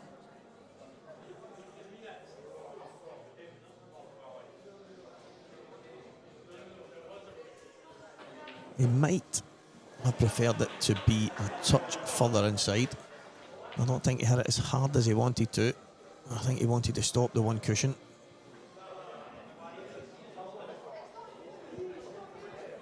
What I liked, if anybody was watching what Liam did beforehand, he looked at the angle playing on towards the yellow over the pocket. So he knew if he didn't get further in behind, that his aim was to leave an angle on the one into the middle, leaving a possible in-off or leaving a possible clearance of the pocket. How's your luck? How is your luck? And I tell you what, that yeah, you see it from Liam's face. That is rather fortunate from young Gio.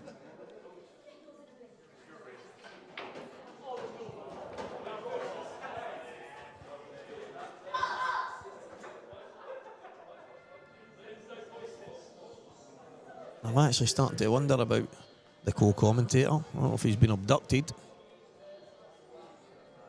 Either that or his toilet break wasn't actually in the building.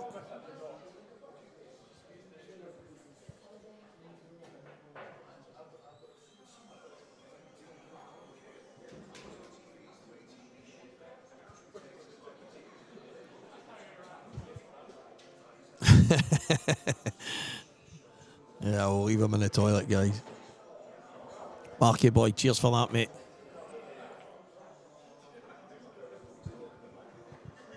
And he's left the double and a chance for the frame here.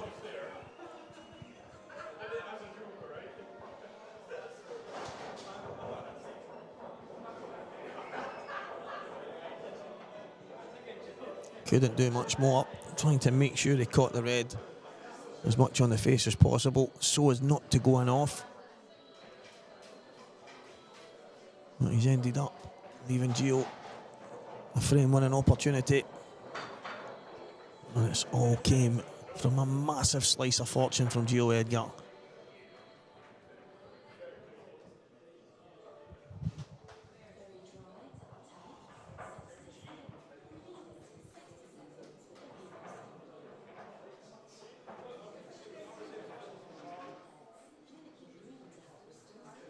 Can he play it in such a way that he gets on the bottom one?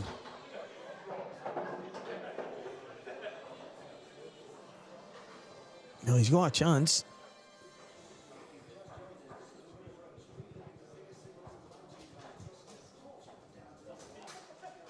He's shaking his head. But the alternative is he's beaten this frame because he was massive second favourite after making a mistake. And all of a sudden, he's at the table with 2 yellows left.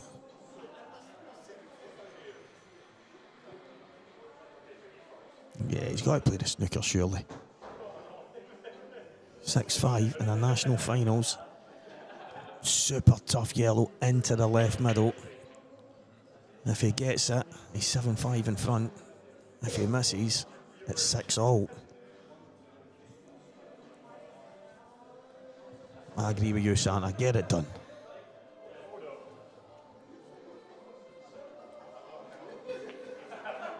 Unfortunately, he didn't. He's left a plant. He's now saying to himself, it has to be a snooker, but he hasn't played the snooker. He's given Liam a chance now.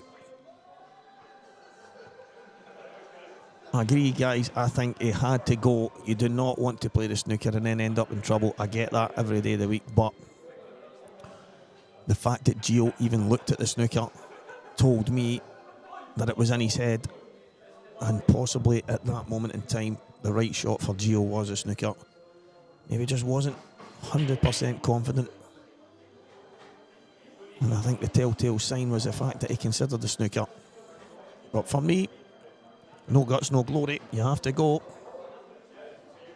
Jerry, absolutely spot on. That would have had to be a snooker in a million. But it's just, I just feel that Gio looked at the snooker. You could see he was shaking his head. He wasn't sure about the shot into the middle. I honestly believe that he wasn't feeling it. And I think Liam's made a big mistake here.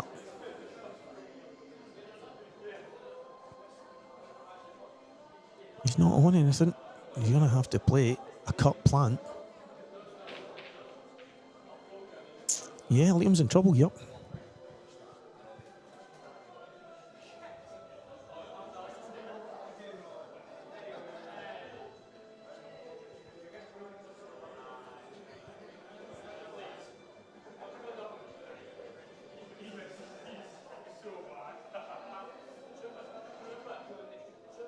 There's no way he's played for a cut plant.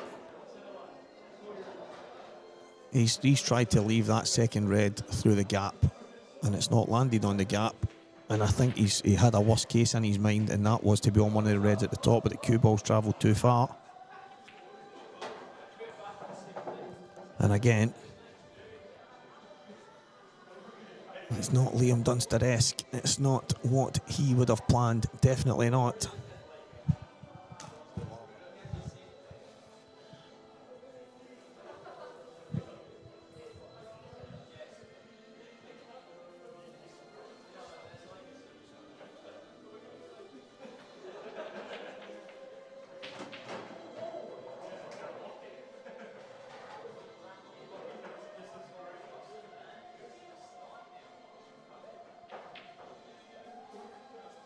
The pressure is real.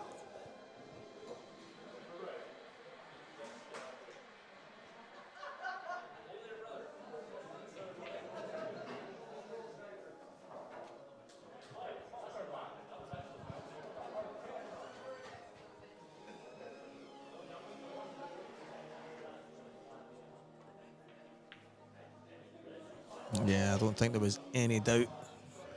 Liam was playing a snooker there, getting that ball out. Things are a bit awkward with the red going down the bottom. Liam looking at all eventualities, as he always does. Pressure. Maybe it was pressure on the shot from Gio, and I think he was already feeling the pressure before that shot, and I think that's why he was looking at the snooker. And I think it's why he ended up missing. But listen, it's pool. We all look at things, we all play certain shots, make mistakes. That cue ball didn't half fly around the table. Did it hit every cushion? Gio will try to hit the yellow.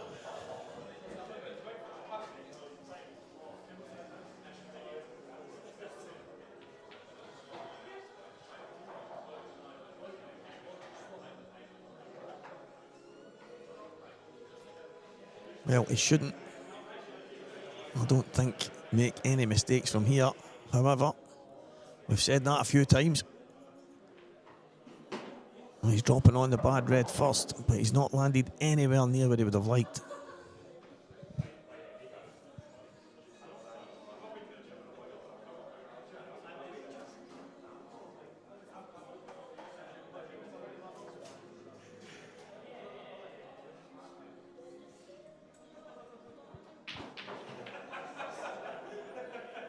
He's got no choice now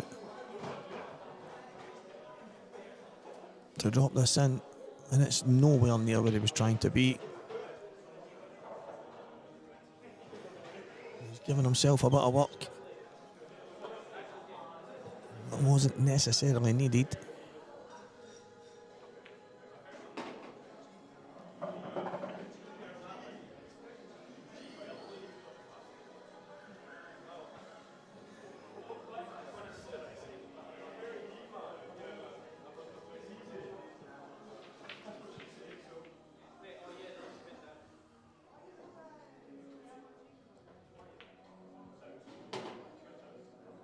Phenomenal.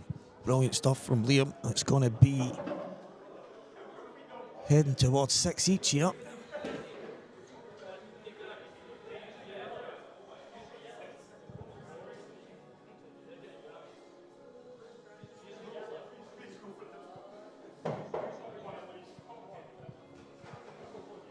Starting to think my co-commentators went home.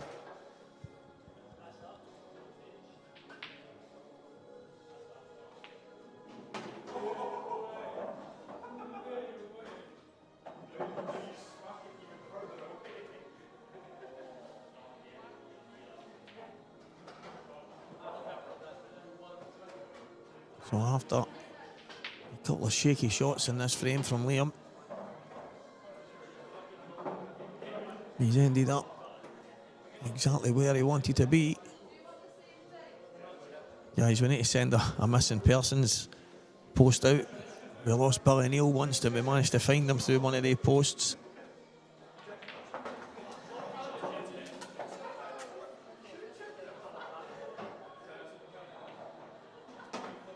Fantastic stuff.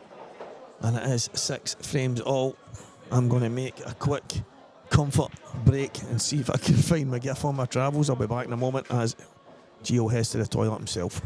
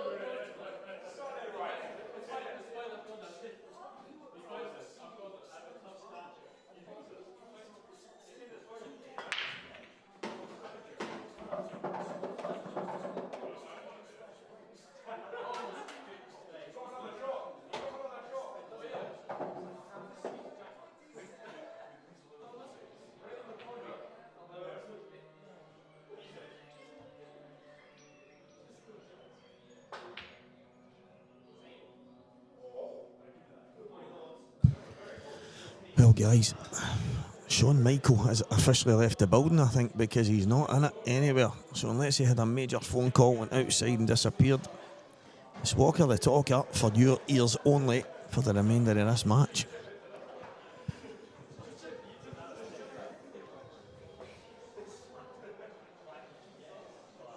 Yeah, looking back at some of the chat there, talking about the shot clock with Liam, we were actually having a conversation in here earlier, and young Gio was part of that conversation, and Liam is probably the best player on planet Earth on the 30-second shot clock. I've never seen anyone time it so perfect in my life.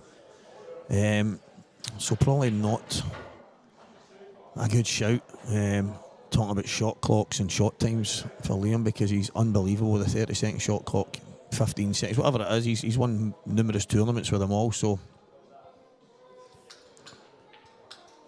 when it comes to shot clock, he is absolutely pristine. I've never seen anyone time it so good. So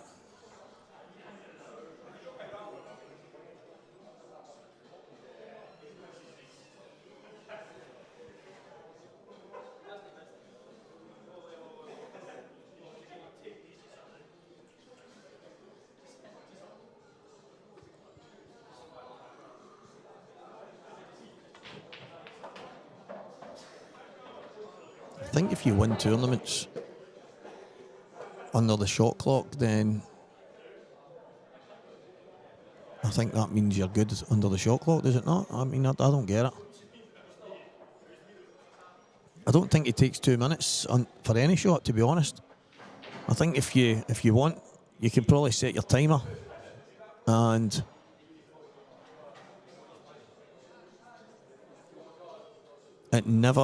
you would probably find it will never actually go above a minute.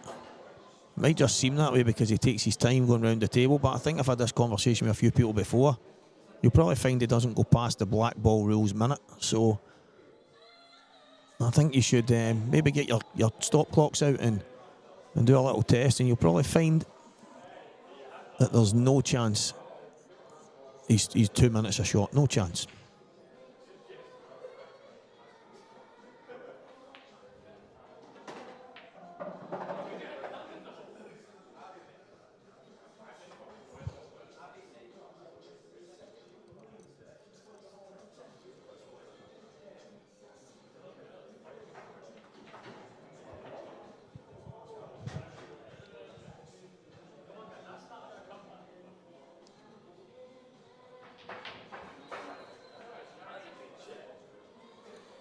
So what does he play here?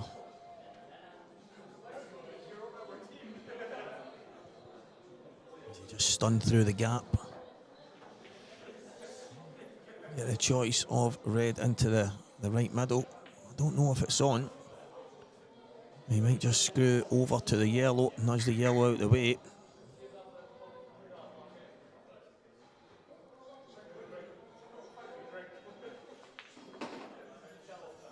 Absolutely fantastic.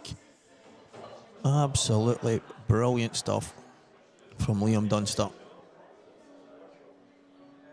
It's now all about position on these last couple of balls. Can he get himself the right side? The red at the top. I think anywhere on the right cushion. He's not going to want distance. And he can just push round the angles for the black into the right middle. So, well, what a shot that is. What an absolute fantastic shot that was from Liam Dunster.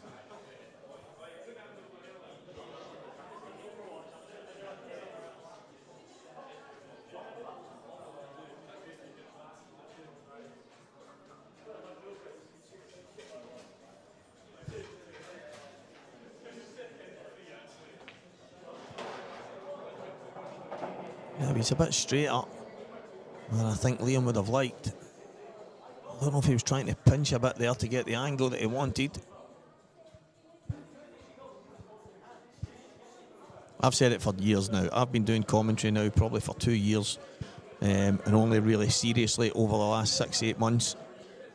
And the amount of comments I hear about a guy that 99.9% of us couldn't lace his boots. I mean, it's just absolutely insane.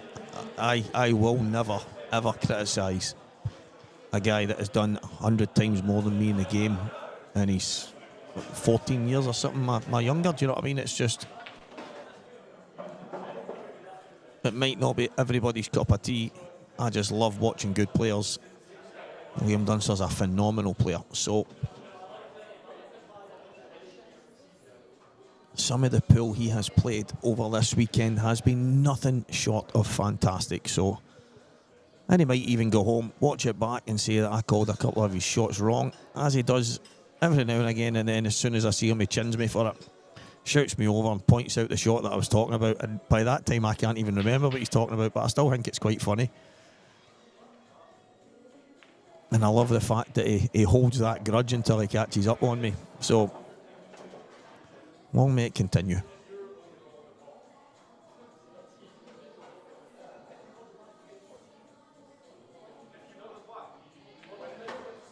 Do I criticise football players? No, I don't. I criticise people that are uneducated commenting on football players when they don't know half in fact, they don't know anything about the game. So no, I don't like criticising footballers.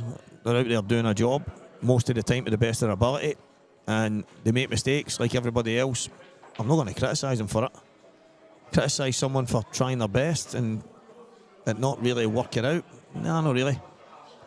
I may shout sometimes, I should have maybe played the pass there, or if you make that run, you've got a but no, I don't criticise them. No, it's definitely not.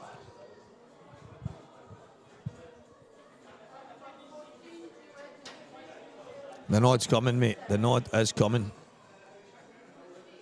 You obviously don't know me. Ric Flair, you don't know me, mate.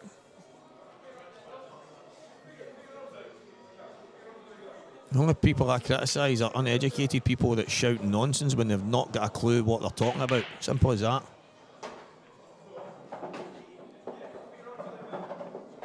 And I will continue to do that.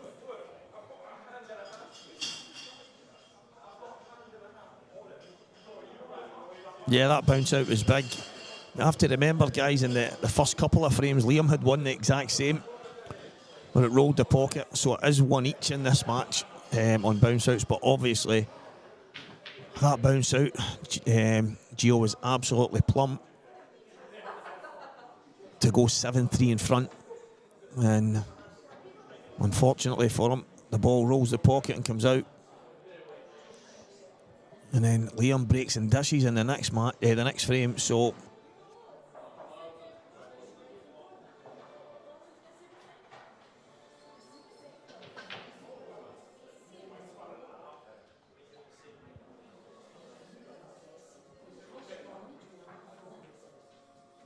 great chance here for Gio.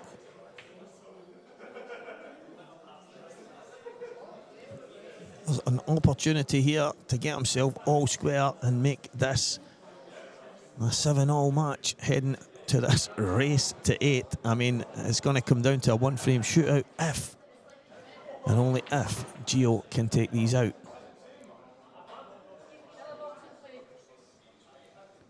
Decided to nudge the black out.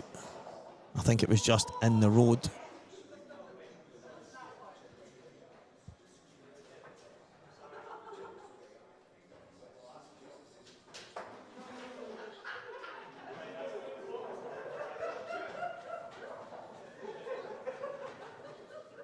Mad Blair, you're on a mad crazy witch hunt. I think you're better off just switching off.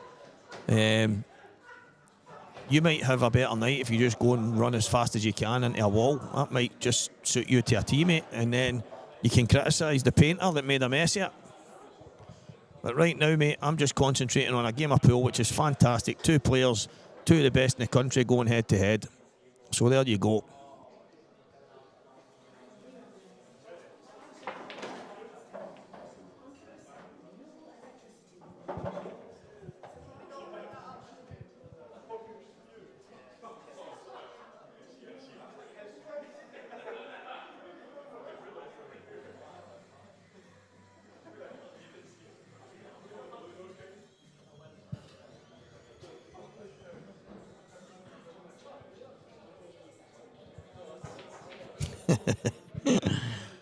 Oh, unbelievable. Nice wee flick there for Gio.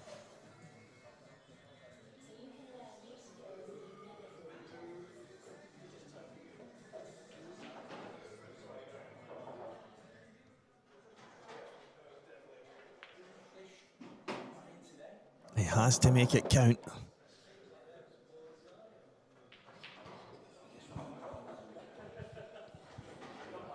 Has to make it count.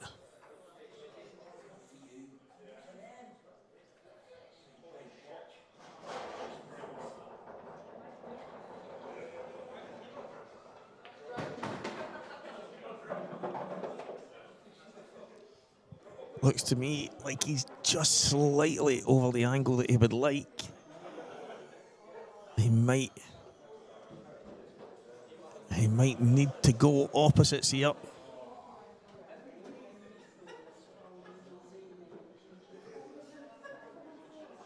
Can he just flick it?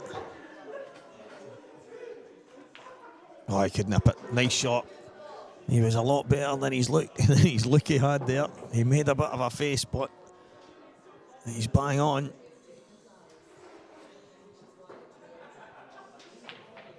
And it is going to be 7 frames all and a decider for Scottish IM Event 4.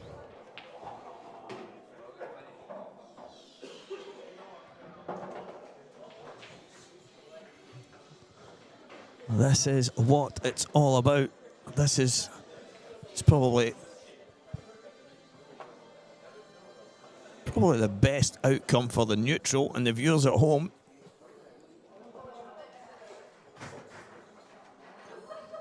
But I think we need to just say how terrible these two have been. This should never be 7 each. This is the worst game I've ever seen in my life. I can't, honestly, I mean, how can you not criticise this? This is shocking.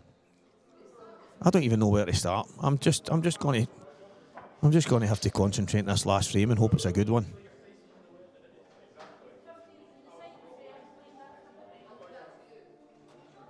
Absolute class, guys.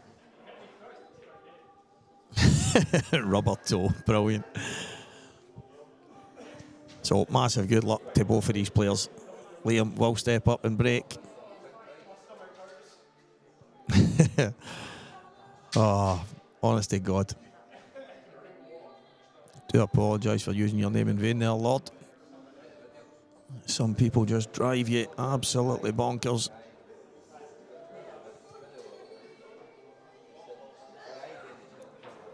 So it comes down to this, guys. It all comes down to a 1 frame shootout for SPA Individual Membership Event 4. Live in Scottish Q-Port streaming. Stevie Walker, the talker here. In the corner pocket in Dalkeith. Stay tuned as Liam Dunster breaks. He's got one. Has he got a chance? I think the answer's no.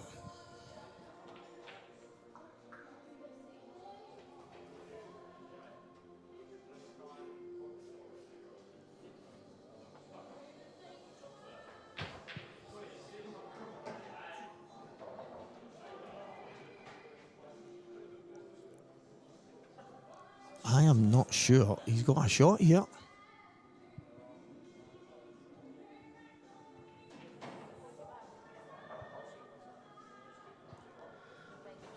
Joe, I'm glad you said that.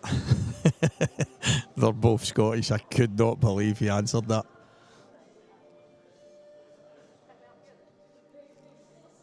At the start, at the end of every year, Aaron, you join an area, wherever that may be. It could be Edinburgh, Glasgow, Falkirk, Central Ayrshire, Kilmarnock, whatever it is. And you have to play through area qualifiers to get to the main events. Pretty good value. Not very expensive. I think it might be 30 quid or something. Is it for 4 events? Something like that.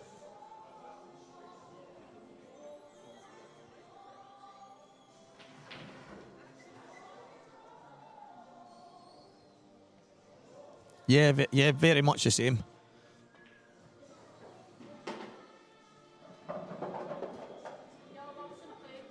Very much the same, Aaron. What happens? So £30 for 4 events, and the top 16 are a bit dearer. There you see Jamie putting it up. And the Ross McInnes Scottish Championship, very similar. You enter that through your area. You have to play the qualifiers to qualify for the main event. Well, technically, you don't actually need to play in Scotland to enter. You just need to join an IM area. And if if they allow you to play your IMs there, you can enter. Some leagues might decide they want you to play in the league and stuff like that. I know a couple of guys that are thinking about doing so next year. Craig Day is talking about trying to play in Dumfries qualifiers. I know Scott Anderson is coming up to play. So there is some leagues which will not allow you to play in their IM area if you don't play in the league, and I think that's right. I think you should maybe have to play at least a handful of games, but there you go. Aaron's in the Dumfries qualifier for it. So I know next year, after probably around about Christmas time when it opens back up, there is a few guys from just south of the border that want to get involved, and I think they'll be joining certain areas to play their IMs.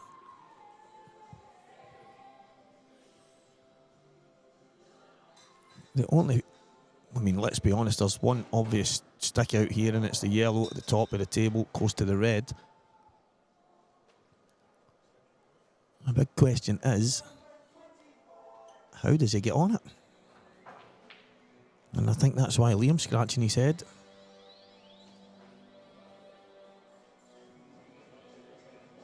Yeah, Drew, there's a lot of leagues that do that. They won't allow you to enter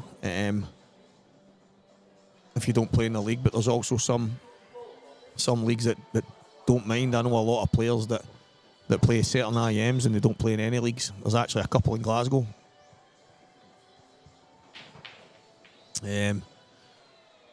So it's obviously the league thing doesn't go into the Scottish system that you've hit a ball in a league or anything like that. It's just if you enter the league, enter the IMs, then as long as you turn up for your qualifiers, that's it.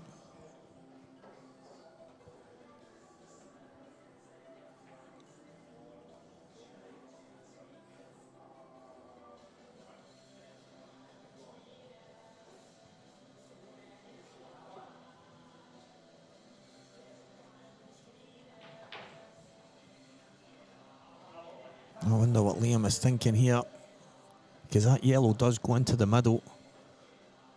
Is he going to play on it right now?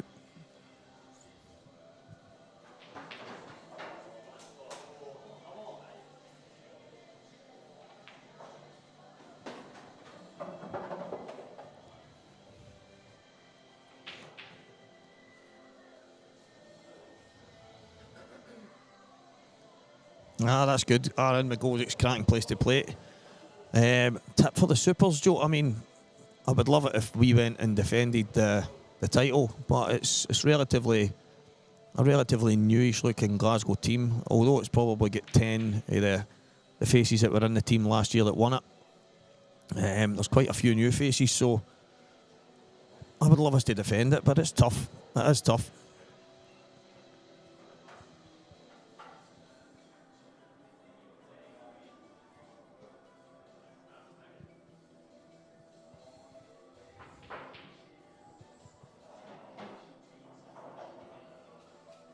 This is really tough here.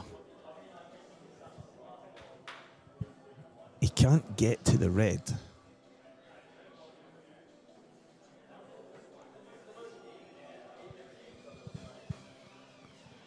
So how does he get on that yellow? Because where that red is at the top right is exactly where he wants the cue ball. And we're going to find out.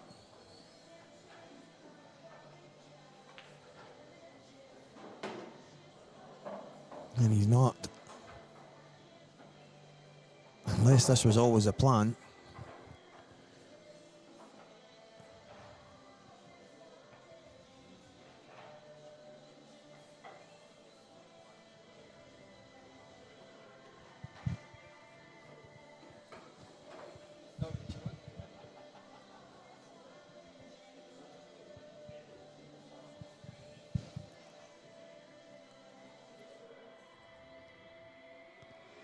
I must admit, guys, this is tough to get on.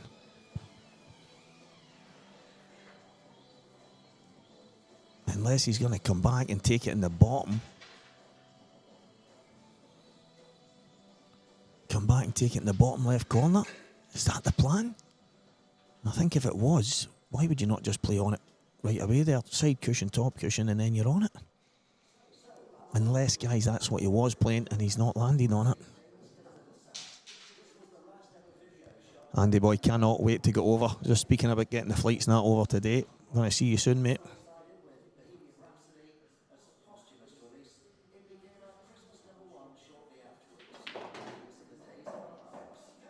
Wow. Wow. Absolutely unbelievable, Liam Dunster.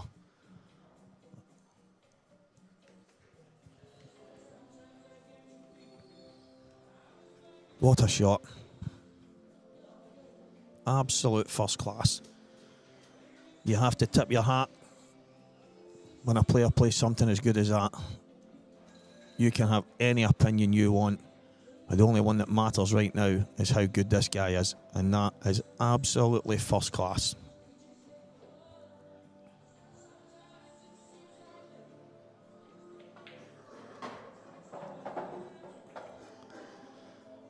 I honestly don't know what to say, guys. This is one of the best finishes of the weekend. And what a time to produce it. While the song rings in our ear, these are the days of our lives. What a finish. And Liam Dunster is IM4 champion. Honestly, that is first class. What a match these two have served up. But that finish is deserving of winning any match. Sometimes you have to just tip your hat. You have to give credit where it's due. Gio Edgar, what a weekend again. Mr. Consistent, one of the players of 24. Ryan Martin deserves special mention as well, the youngster. All the way to a semi-final, 16-year-old, well done. But Liam Dunster is the man who has come through a field of top players to be your champion. And Chris Slack, I am absolutely gutted you have not been on here earlier, mate. Either that or you were just sitting listening to me, but I don't believe you just sit and listen. You usually get something to say. So congratulations, Liam Dunster. Walker the Talker, absolutely delighted to have commentated in this match, and I will see you all again very soon. Cheers, guys.